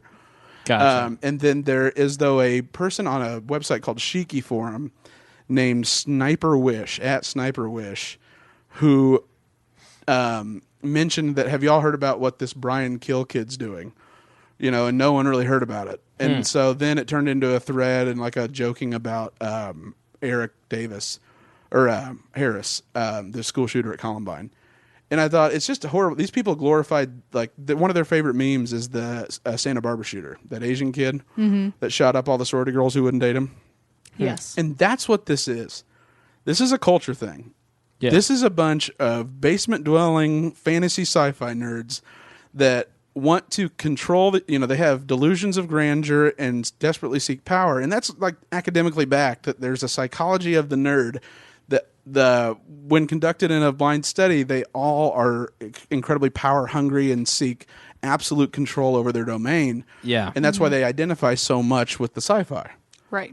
And they have, now they're actually, though, taking the step where they're controlling an entire town right now at Plainfield. Yep. Yeah. Yeah, I mean, it is just... Chloe, Yes. you're a young, attractive female. Thank you. You don't seem to have a lot of friends. Meh. I mean, they're all kind of dispersed throughout the country. So All right. Thanks for that. Dick. Jerk. I'm going to go get on 8chan. I just have my box set of Gilmore Girls. Wow. She's... That's like arguably the meanest thing I've ever heard you say. I know, she can take it. I'm fine. I know she has a lot of friends. She's delightful. Thank you. Now, do you have a lot of guy friends? Yeah, again, they're all spread out throughout the country now. 'Cause Right. after graduation, everybody moves. So have you had the situation where a guy friend clearly is into you, but you're just friends and you've got him friend zoned? Not within like the last 2 years, but yeah, like early college, there were a few of those. Right. Can I make you had gone to DC recently and you took a picture and like it was you with a childhood friend and said, "Oh, my best bud from childhood." Yeah. And I almost was like, I cringed so hard. I was like, that guy's probably crying right now listeing to 9 Inch Nails in the dark. Buddy. Yeah. My best friend. Yeah. Hashtag bestie day date. Yeah. all my single female friends, and especially younger female friends, I always have to coach them like, I think this guy has feelings for me. What do I do? Call him buddy. That's it. Call him buddy. Thanks, friend. Like, use that word repeatedly. It works so well. Yeah. So have you noticed patterns about this particular type of guy? Because look, we're going to help some men. We're going to help some men, Greg. We're going to help some men. How about that? We're going to make America's men great again. Yes, right. we are. So, are there certain patterns that they seem to that they seem to have? This little beta man that you have friend zoned. How do they act? I'm trying to think. Wow, this is taking me back to like freshman, sophomore year of college. So I would say always want to hang out all the time. Super attentive. Super attentive. Who are you with? What are you Who doing? are you with? Hey, what's going on? Right. Texting all the time. Hey, do you want to go get lunch? Hey, I'm going to, Target or wherever. Do you want to come too? I need to go pick up this, that kind of thing. I'm meeting my parents for dinner. Want to go? Yeah, want to come? Right. Want to come? Want to come do this? Want to come do that? Desperately seeking any sort of validation or hint that you might be interested in them romantically. Right. And then I'm trying to think. I think that's like the big one. And then the other big one is the not approving of any other guys in your life. Very critical of the other males. Super critical. He's not good enough for you. He's not good enough. He's not very nice. He's kind of a jerk. What you need is a real man. Someone that appreciates you and sees what the potential you Yeah. have. Trying to pick apart every little flaw. Highly complimentary of you, would you say? Yeah, for the most part. So like a Chris Spangle. You look great today. I love your makeup. Hey, she just returned sir for your I insult know, about that's all right. not having many friends. Your makeup looks great today. You smell wonderful. And now you're just getting You have weird. so much potential. No, You I have so much I can't potential. smell your armpits from over here. Shut up. Yeah, a secret underlying reserve of resentment and anger. Yeah, maybe a little bit. And you can feel the controlling element. Yeah. Because like everything they do is like, oh well, but I had this scheduled. Remember we talked about doing this? Yeah. Right. Well, and I will say I never let it get to that point just because I don't deal with crap like that. But I had a lot of girlfriends in college that, okay, you're clearly friend zoning this guy. Tell him how you really called him feel. out? Oh yeah. Well, I had a roommate. Long story short, I had a roommate my sophomore year of college that turned out to be just not very good for me, but whatever. But she would constantly do this to guys. She'd be like, well, I don't really want a boyfriend, but I kind of think I like him. And it's like, okay, I don't have time to deal with this drama. You either like him or you don't. Yeah. So let's pick. You are the alpha female of your sorority. really- Oh, yeah. She I really was. is. She's Yeah. I pretty really alpha. was. Yeah, Yeah, you- I'm a terrible person. No, you're not That's not terrible. alpha. No, It's efficient. telling No, people yeah. exactly where you stand and what you want. Like somebody tried to ghost me recently, and like it was just clear that they were trying to ghost me. I let it go for a couple days just to kind of see, like, okay, did they initiate conversation? Like we'd been talking every day for like a month and a half, and then they just stopped talking to me. And I was like, okay, let's give it another day. Let's see what happens. And it was just clear. Nobody outweights the Spangle. Right. Yeah. I am king of the beta friends. And so I messaged them and was like, what's up? And like, I'm just a coward. I didn't know how to tell you that I don't like you like that. It's like, well, just tell me. Yeah. But the more I like have that situation, the more I think, you know why women don't tell you, they ghost you instead, is because they've been flipped out on by so many of these beta friends that are just so... Well, like, they leak, nudes they didn't even get Right. all over the internet, and then slut shame you, and act just very beta. yeah, and listen, Greg and I have both been that guy. Oh yeah, I mean, we invented it. We weren't just. I let a woman live in my apartment for 4 months with their 2 kids because I was so beta friended. But I love how Jeff Vibbert actually talks about what that process was. yeah. So, what are some other signs, Greg? No, I mean they are, and this is different because there's the guy like the typical, totally non-school shooter affected bestie, male that's crying about how women don't actually want a good man on social media posts, Right. Because if you did, it'd be me because I'm a great guy. Right, the nice guy syndrome. Yeah. Nice guys Yeah. are the worst guys, Yeah. honestly. Right. And then there's the one who it has some probably issues of social acceptance and then gets close to you. And since it's the first female he's ever been close to, because Audiovisual Club doesn't have many women, if you remember and you know what? I stereotype, but That's fact true. of the matter that the Trenchcoat Mafia at Columbine were the Audiovisual Club.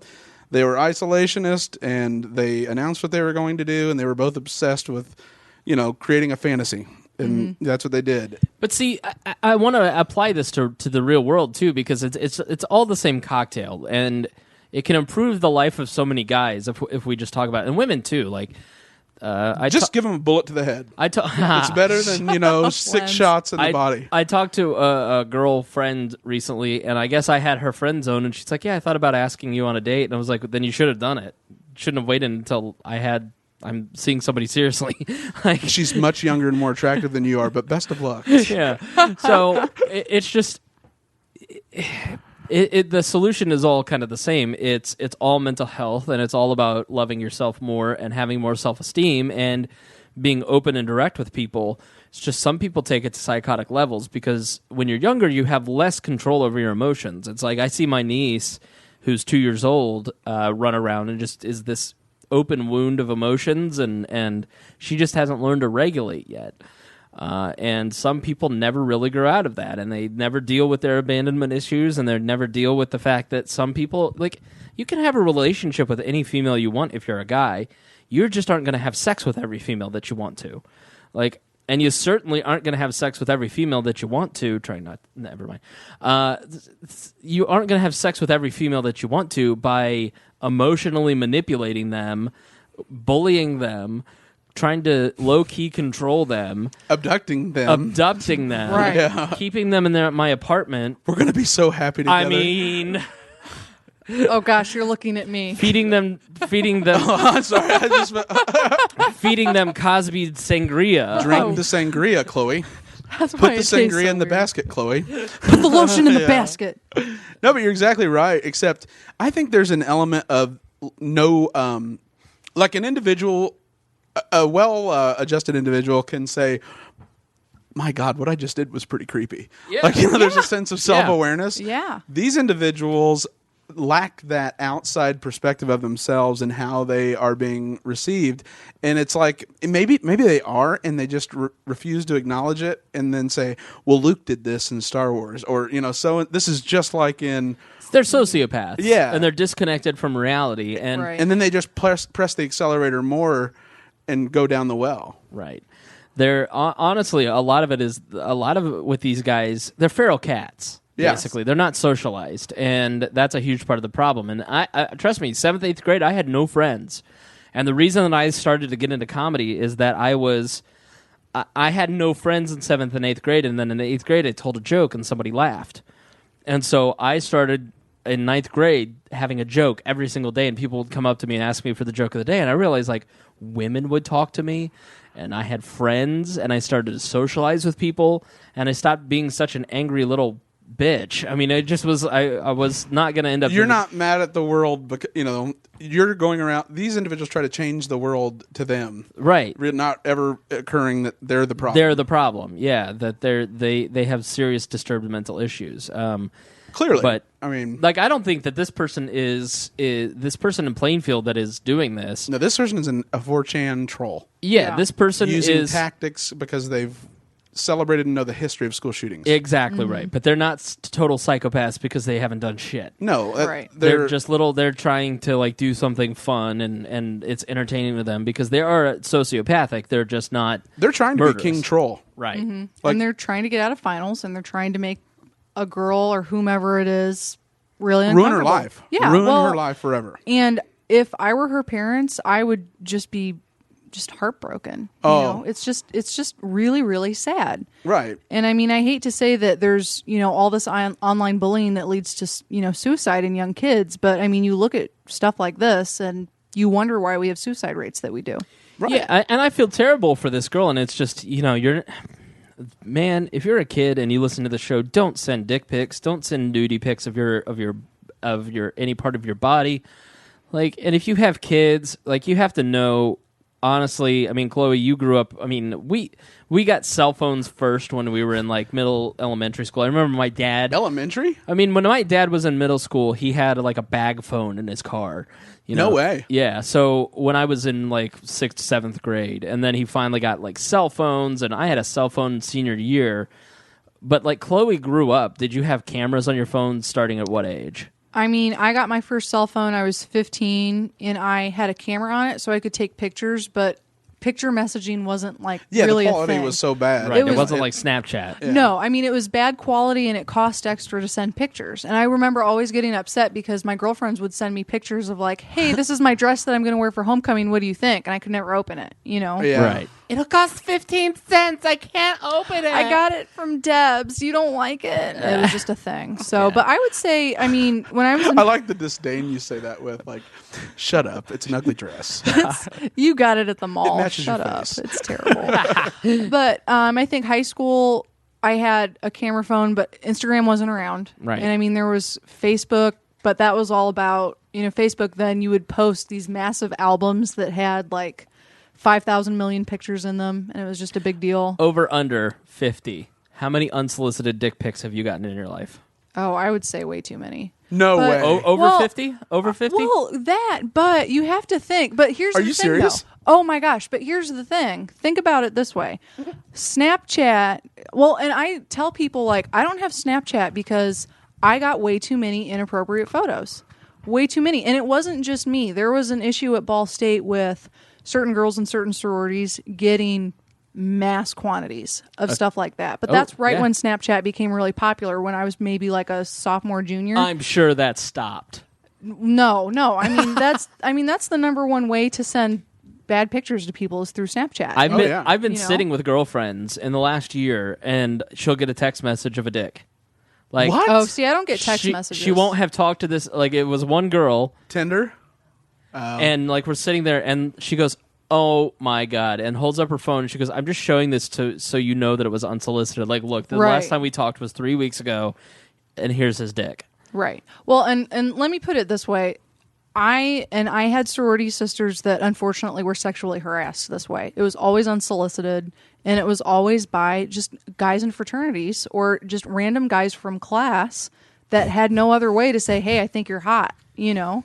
And it's That's not good. If I think you're completely hot, unwanted. here's Yeah. my dick. Instead of just courtship, crazy. it's human evolution. The next step in dating Yeah, is absolutely. a nude of your genitals. It's Yeah. standing.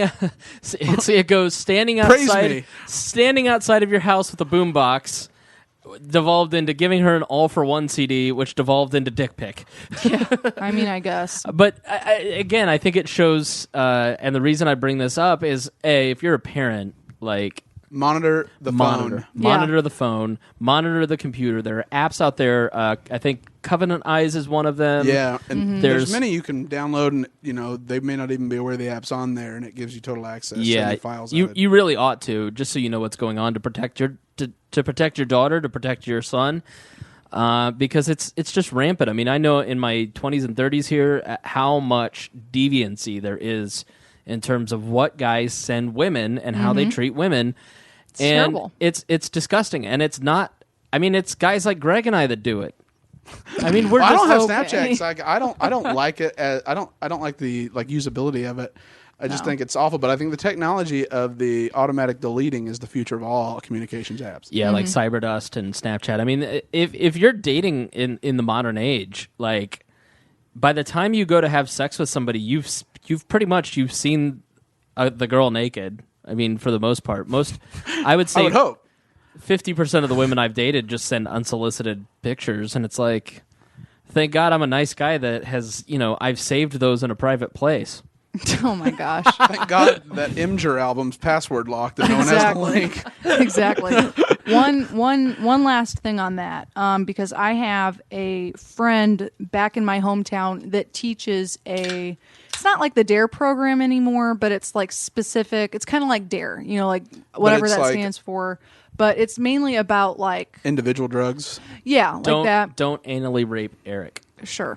But she teaches these classes to kids about like, okay, well, here's drugs. It's like from the hospital. I don't really know how to describe it if you're not from the area, but something that she started, and she posts about it on Facebook all the time, but she's put it into her curriculum that there are legal consequences when you send pictures like that to yeah. young kids. Child porn. And Child it's pornography, it's yeah. considered child pornography. And the thing is, I mean, a lot of times these, you hear reports of kids getting arrested because they're 17, 18 years old, and they send their 16-year-old boyfriend or girlfriend something dirty, and the parents find out, and they're in jail. Yeah. And it's just, I don't think And they're in parents with understand. Fogel. Like, that's the classification. It's not Yeah. like my girlfriend sent me a nude, but because I'm over age or I'm of age and she isn't, I'm getting footlongs with Jared. Right, Like, absolutely. and it's, oh man, like that is a nightmare. So just, Yeah, I Well- mean, you listen. Your kids are going to do what they're going to do, but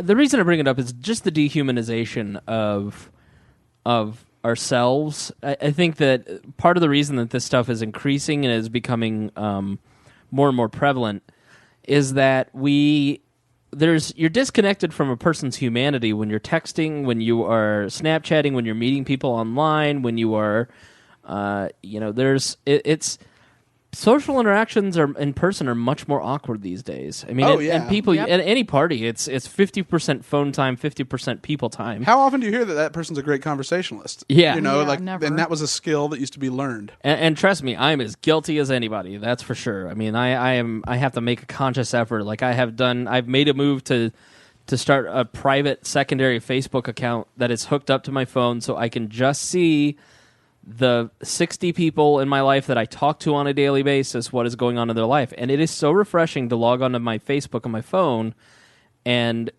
not have a lot of activity and just see what is going on for the people that are most important in my life.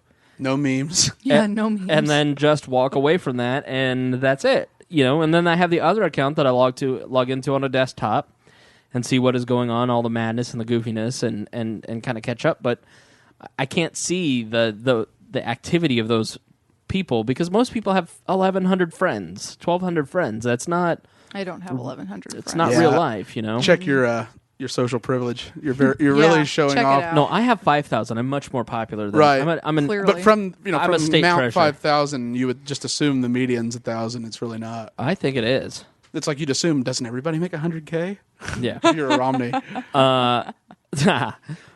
No, so I just think people are dehumanized. We don't look at people the same way. Culture's coarsened. Yeah, I think You know? a movie like Her, where it's this guy falling in love with Siri, I think that's the future, and I think we have a serious problem where these guys, in 20 years when VR catches on, these people who are disconnected from a social circle. My whole life, from 2 years ago to now, is different because I have friends, because I have large social circles. I have a lot of people that care about me, and that get really shitty if I don't make contact with them on a regular basis. And I have social responsibilities where I didn't 2 years ago when I was a libertarian. I mean, now when I didn't have a lot of friends and I didn't have social circles, I was starting podcasts. Well, part of that, I mean, that was a role where you didn't get to choose who was in your social circle. They were just forced upon you, even though they're voluntarists. Yeah, but yeah, I mean, it's hard for these guys to make friends, and especially they just don't. I don't know, man. Well, that's why I love PopCon and Gen Con, so these people can find friends. They Right. should, but Nerds. like I think it's I know I've said this before, but like the role of the man, what society perceives as the perfect male or the desirable male, went from John Wayne to, if you've seen The Graduate, Dustin Hoffman, Yep. the broken hero, and then it became Spider-Man, and it became the Marvel. The guy nerd alone that saves the world. Yeah. Right? And Star Wars, sci-fi, all that stuff popped up around it. And it was the quiet kid nobody thought about that, could completely control his domain, but he exercised restraint in not doing so. And that's the element, is that these kids don't see that by restraining himself from doing it, that's the ideal. They see it as, well, since he can change the world, he will. Or they say that she'll rue the day she didn't go out with me and Right. meet my parents at Applebee's. Right. 2 2 for $20 deal. Right. And because those aren't that's a different male kind of individual that's sending pictures of his genitals. Having dealt with a lot of these type of guys, I call it programmer arrogance. Mm-hmm. So if you remember Nick from Saturday Night Live that Jimmy Fallon did, he was like, move! The tech guy that came in and just was a dick to everybody. A lot of IT people are a lot like that. And Well, they're they just- have to build out their world. That's the world they live in. Yeah, and trust me, we can talk about this because they don't listen to this podcast. This is way too social of a podcast for these type of people. They're listening to professors and stuff. So They're over there on what's that? Stefan Molyneux YouTube Yes. video. they're- Kenzanella or listen to Joe Rogan. yeah.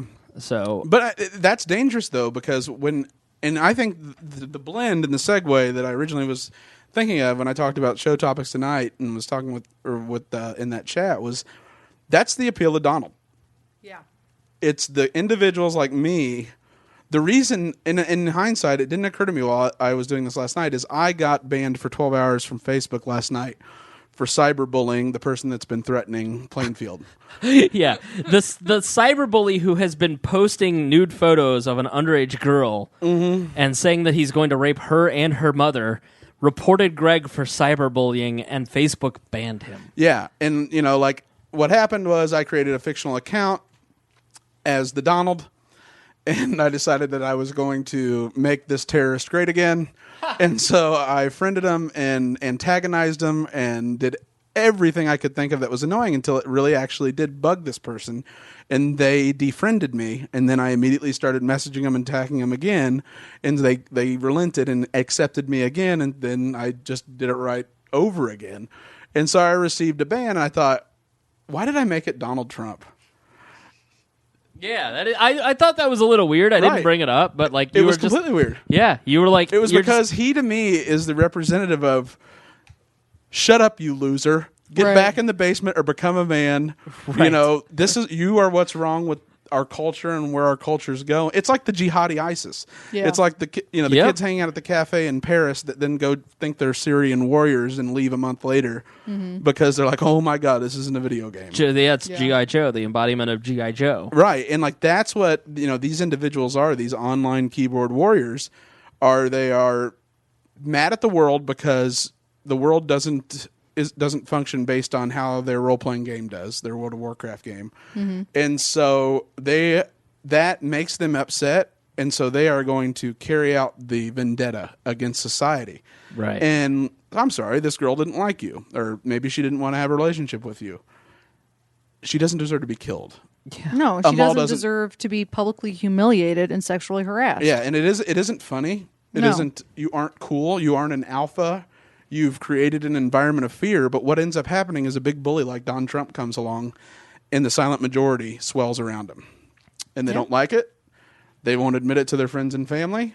But all of a sudden, they see the guy saying, "You're a low energy loser. I'm very smart and very rich, and I might send him to camp, and I may not let him in." And people silently are cheering because everyone for so long has had multiculturalism forced down their throat. Yes. Acceptance. You need to be more socially conscious and think about what the effect your words have on other people. Right. Because that could offend them, and they need a safe space because they're lesser than you somehow. Right. And when Don Trump comes along and basically turns the playbook upside down, you have people that would never consider voting for a guy that has been a Democrat most of his life, has basically no real policy plans other than he's using immigration as a ploy to win the presidency. Right. Like, it's not he really cares about this. And, trade deals, making America great but not getting ripped off in trade deals, which is actually good. But he's not a politician. He's running on something that's been dormant in society because we've had this shoved down our throats for so long.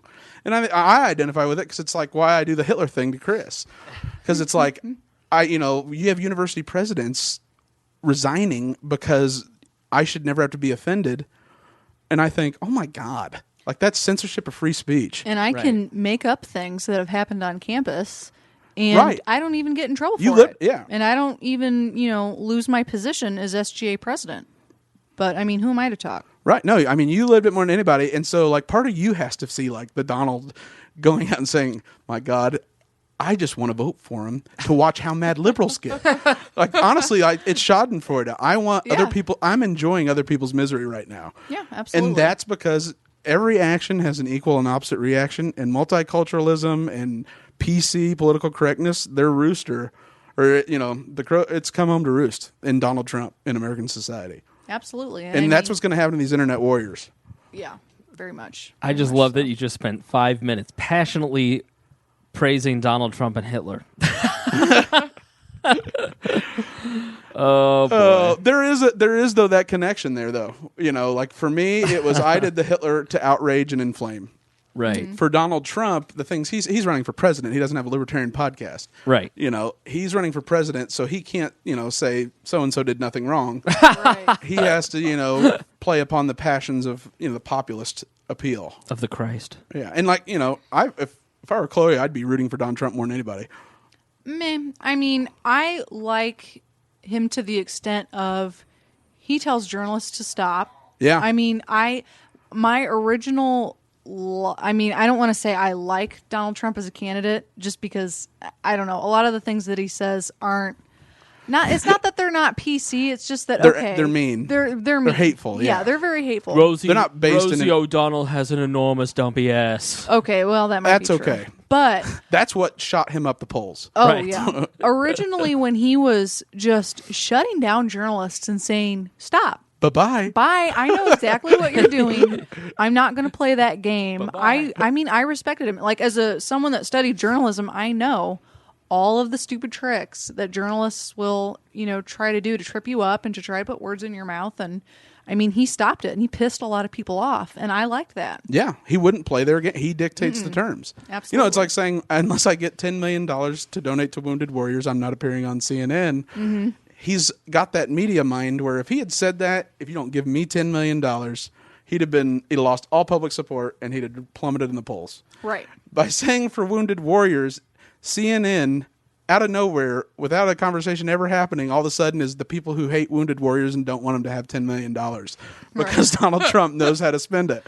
It's like when Harry Reid got mad or wouldn't do, what was it? He wouldn't pass that bill for, it was like there was a rider attached that was going to fund kids that had cancer at Johns Hopkins. Yeah. And by not passing it, I remember immediately going on We Are Libertarians and making a meme that said Harry Reid hates kids with cancer. Because Donald plays it better than the Democrats and the press. Yeah, absolutely. I feel like you guys sound like these little beta friends who are just persecuted because they're not getting what they want. The media's not agreeing with me and being mean. No, I think there are good people like Jake Tapper and George Stephanopoulos, and there are good people like that are analysts like Ezra Klein and George Will and Charles Krautheimer that give real thought, and I think Newt Gingrich does to an extent when he's not running for anything. But then there are the people that are political operatives that sit on the forum type shows. Right. And those are the people who I like to watch hurt. Oh, yeah, I It agree. gives me great pleasure to watch Paul Krugman squirm when Donald Trump deports him because he looks Mexican. Like that, and that's terrible, and that's how atrocities happen, but it won't happen here. I'm He's not a surprised. fascist. I'm surprised you like George Stephanopoulos. You don't think Of you don't the think, people on Sunday morning, he's the best. you don't think that Donald Trump's a fascist? Ezra Klein asked 5 history professors, the world's foremost authorities on fascism, if Donald Trump was a fascist, and they all said clearly no, because the telltale sign of fascism is you don't want democracy anymore. Right. So all these idiot liberals going around spouting off about fascism, the fundamental characteristic of whether or not you're a fascist is whether you want to suspend democracy. No fascist before they take power ever says, I don't want democracy anymore. He doesn't run for election. He brings in tanks and he wins. No, that's not how hell your beloved Hitler did it. Hitler did it through the traditional way, working his way up the electoral system. And then he Mussolini did the suspended same. it. Right. Donald Trump exhibits to me, if you listen to what he says, it just exhibits all the characteristics of a fascist. He's a nationalist. Do I think that he gets elected and becomes a fascist? No. I don't think it can't happen here. The military already came out today and said that should there be in the United States, should we start deporting Mexicans and Muslims, we will not comply with that request. Right. So in a country where there's fascism, like in Germany after the Weimar Republic fell and their currency collapsed, people were so desperate and they needed a scapegoat, and he provided the perfect antidote. This is too large of a country with too broad of a demographic base And not desperate enough. Not desperate enough economically for fascism to truly happen. But I do see a guy who wants to control the media. He wants to he wants to make laws on his own whim. He wants to crucify verbally, and therefore, if he had absolute power physically, he is Putin, American style. But did you like the quote about the Muslims? Have you ever actually read the full quote? I have not. Me neither. He says, we need to ban Muslims from coming into this country until Congress can get it figured out. Mm-hmm. Meaning the immigration process. According to his own own If it was Hitler, specific it would have design. said, we need to send the Muslims to camp. All right. Don't worry, we have trains. It's a nice facility. It'll be fine. Just because he's it's not a difference. Hitler fascist doesn't mean that he's not a fascist, though. Well, he's saying make America great again, and what's that platform? Aggressive nationalism. No, it's free trade. So it's no longer setting up like NAFTA in '96, where all of a sudden American manufacturing that are labor intensive flees to Mexico because we are able now to have open borders and free trade while they currency manipulate. Sure. That isn't going to happen. Like that's with Chinese steel. The reason Chinese steel has become dominant in the world is because the Chinese government subsidizes up to 80%. Right. So American steelworkers, labor intensive, blue collar job where you can make a great living and provide for your family evaporates because we can't put a tariff back on China for subsidizing their steel. Otherwise, they might not. They'll sit out the next Treasury auction and not buy our debt. Thanks for bringing up his aggressive patriotism and his economic protectionism. Another two classic traits of a fascist. But this is a problem with I am a purist on free trade. Mm-hmm. It benefits everybody the most. Of course. That isn't what goes on. It's right. You end up sitting there being the martyr saying, well, we'll just tough it out until the world economically liberalizes, thinking that a trend of liberalization of economies is inevitable and that we're working towards some perfect free trade, open borders, no tariffs, no currency manipulation utopia. The reality is the world ebbs and flows. I mean, you have, like Trump, who would have thought this was possible in the age of multiculturalism and acceptance? Right. Yeah. So you have to say, is it smart for me as a country to say, you know what, I'm going to take it on the chin. I'm going to create a program that retrains workers who are displaced in the idea, knowing that in the long run, it's actually better for the economy and America will benefit the most. If everything stays the same, that's correct. If the circumstances change where Mexico starts manipulating their currency, you just screwed a bunch of American workers with the best of intentions. So I don't know if you can go back and listen, like in the background of that, but I edited it out. But Cornelius just started freaking out and meowing like crazy. So the three of us went into my bedroom, and then things got crazy. It spooked. No. Like it was like Cornelius was freaked. She really was. She was spooked by something. She was just meowing and couldn't be calmed down. She's a weird cat, anyways, but that was weird. But she's usually like, a predator cat, or I feel like, stalking and not afraid of anything, like ready to attack. Absolutely. And whatever's got her freaked in there. It's like a ghost was in there or something. Yeah. She went beta quick. I don't even know what we were talking about. Oh, just about Trump's rise as a result of multiculturalism being forced down your throat. So we're almost to 2 hours. We should probably start wrapping this up. Yep. Probably. So, anything else, Greg? No, I mean, the only reason I say that about the school shooters and that syndrome is there isn't a solution. I mean, obviously, but like socialization is so important, and self-awareness, in schools, and not catering necessarily. Like for me, there's such a catering to someone saying like my sister teaches elementary school, and they do mainstreaming where they put the autistic children in a class with the regular kids, and you're just all the kids are supposed with the regular kids with the normal ones. Yeah, the normies. But no. Here's the reason I say that, and you know what?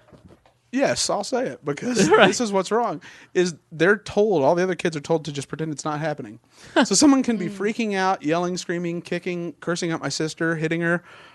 Kids are supposed to ignore it because, listen, we're all not normal. We're all different and special, and some people just express it differently. Yep. And then he is told that my sister is informed that his trigger word is no.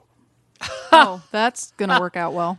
And yet you're judged based on your performance as an educator based on having these kids that you didn't select tossed into your class, creating an aura of terror where you have no control. You can be punished physically. And yet we have to be sensitive about how that kid perceives himself in relation to the other kids. Yeah. I told her, I was like, no, turn it right around, create a culture of terror on that kid. I told her if that kid acted out, I'd have the entire class, we'd write a song with just the word no and sing it to him over and over. Lock him in a cage and then everyone point and laugh till he quits barking. Granted, I shouldn't be an educator, but clearly not. Yeah, but I mean, I learned something today. Yeah. I learned that Greg hates autistic children. And Aspies. Let's not leave them out. Yeah. No, but I mean, the balance has swung too far one way. And I don't think we see I think we've created a snowball that we need to stop now. Yeah. Because this will carry on with kids, got people in their 40s. We only see it teens. Well, the kids that are my brother's 26, I think. She's 23. I mean, these are the kids who got the trophies, the participation trophies. It kind of started when we were kids. We're all president. Yep. First grade, day one, you all can be president. Right. There's only been 44. Right. Yeah. Not all of you can. Yeah. Not all of you can be president. Some of you are just going to be really fucking stupid. And you'll work at like Starbucks or McDonald's. Right. But Starbucks has a health plan. Yeah.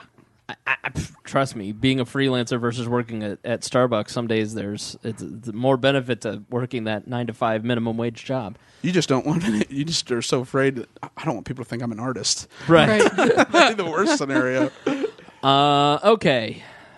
Yeah. Quit being a bunch of pussies, everybody. Yep.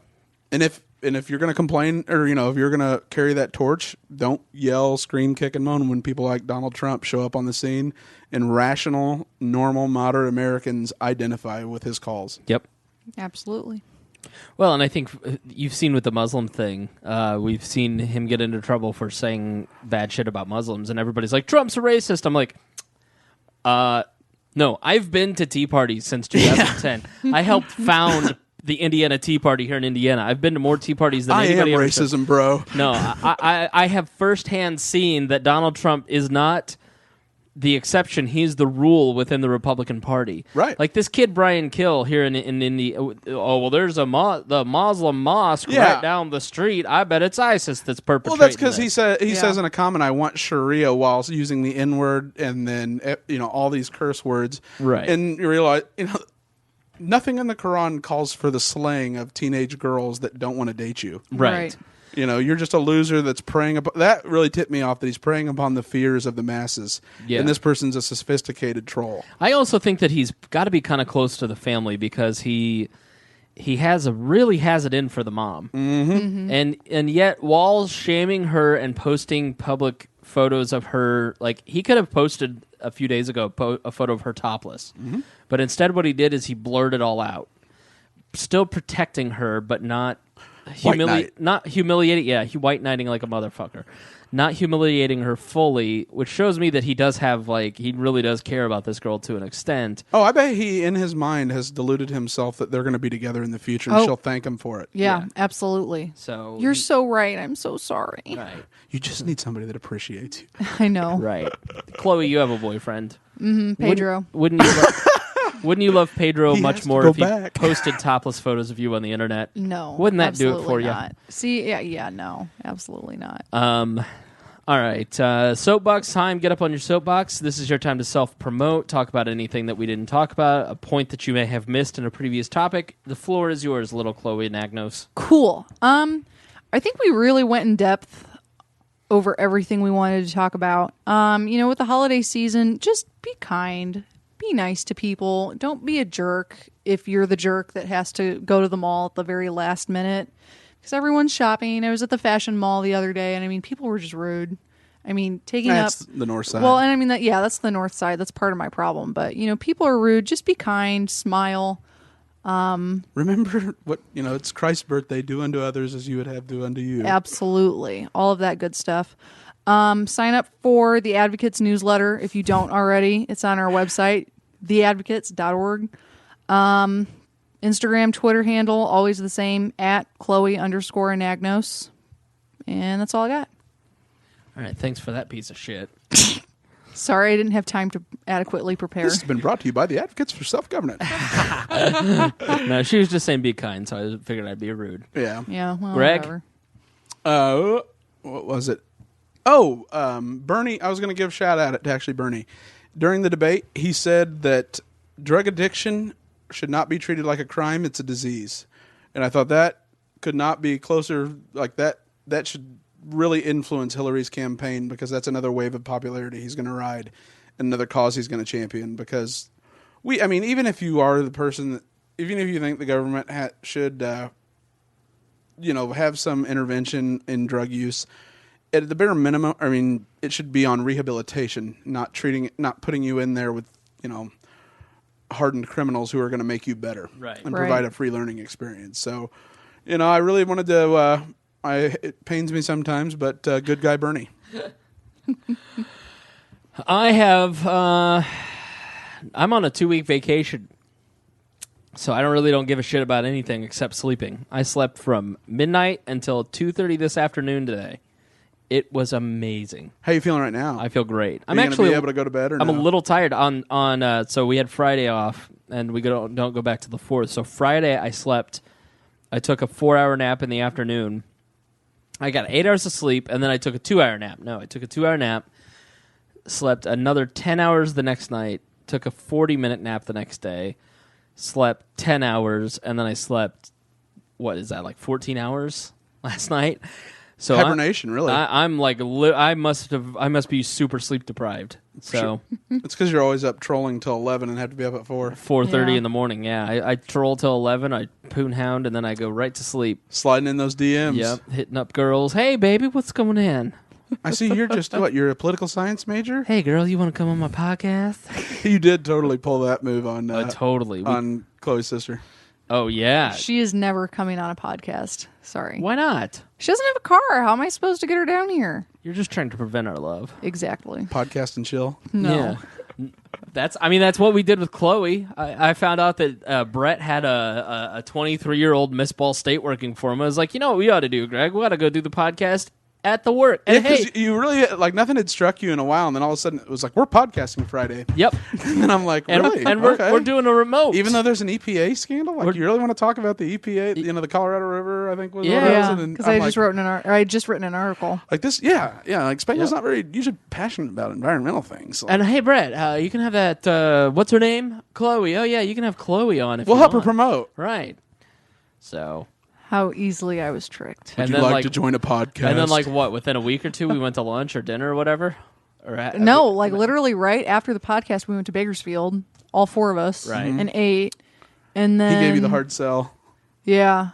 And there we are. then- looking deep into her eyes, giving her the full charm. And now I'm here. And then we met up like a week later. Listen, I know what I'm doing. But Clearly. she's got a boyfriend, so Yeah, you didn't know that the whole time. Otherwise, it would have been quite a different tale. worthless to me. I think Brett told me she had a boyfriend, but I said I don't care. Well, no, you asked who he worked for, and you're like, I definitely don't get that. No, but this is fun. It's Yeah. we should make like on the Jeff Bibbert show. They have Caitlin Kobeski as a co-host. We need more women. Yeah. You should be on more when your schedule permits. Yeah, absolutely. Now that things at work have slowed down, please just tell me.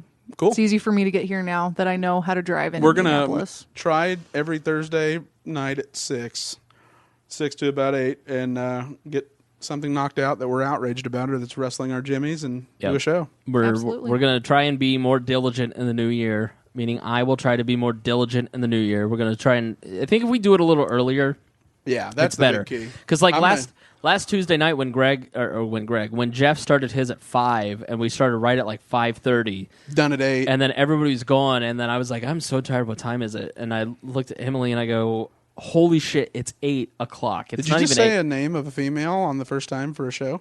Oh yeah, I did. Edit that out. Nah, it's all right. Whatever. Leave it in. So I was like, it's only 8 o'clock. We've got to start doing Weird Libertarians. At 5. Yeah, because it's like 10 o'clock almost. Yeah, our real problem is we, catch up for an hour usually Right, before, right. We have to stop all that. Did you see this meme? All right, kids. Thanks for joining us here on this episode of Weird Libertarians. Love you guys. We'll talk Merry to you Christmas. soon. Merry Christmas. Happy New Year. Happy New Year. Good new Feliz Navidad. Guten Tag. Joe, Aria, Guten Tag and Felisa Novia. Joyeux Noel. There you Joyeux go. That's- Noel. Oui. Happy Hanukkah from Greg. L'chaim. All right, talk to you later. As always, we promise. To do better next time.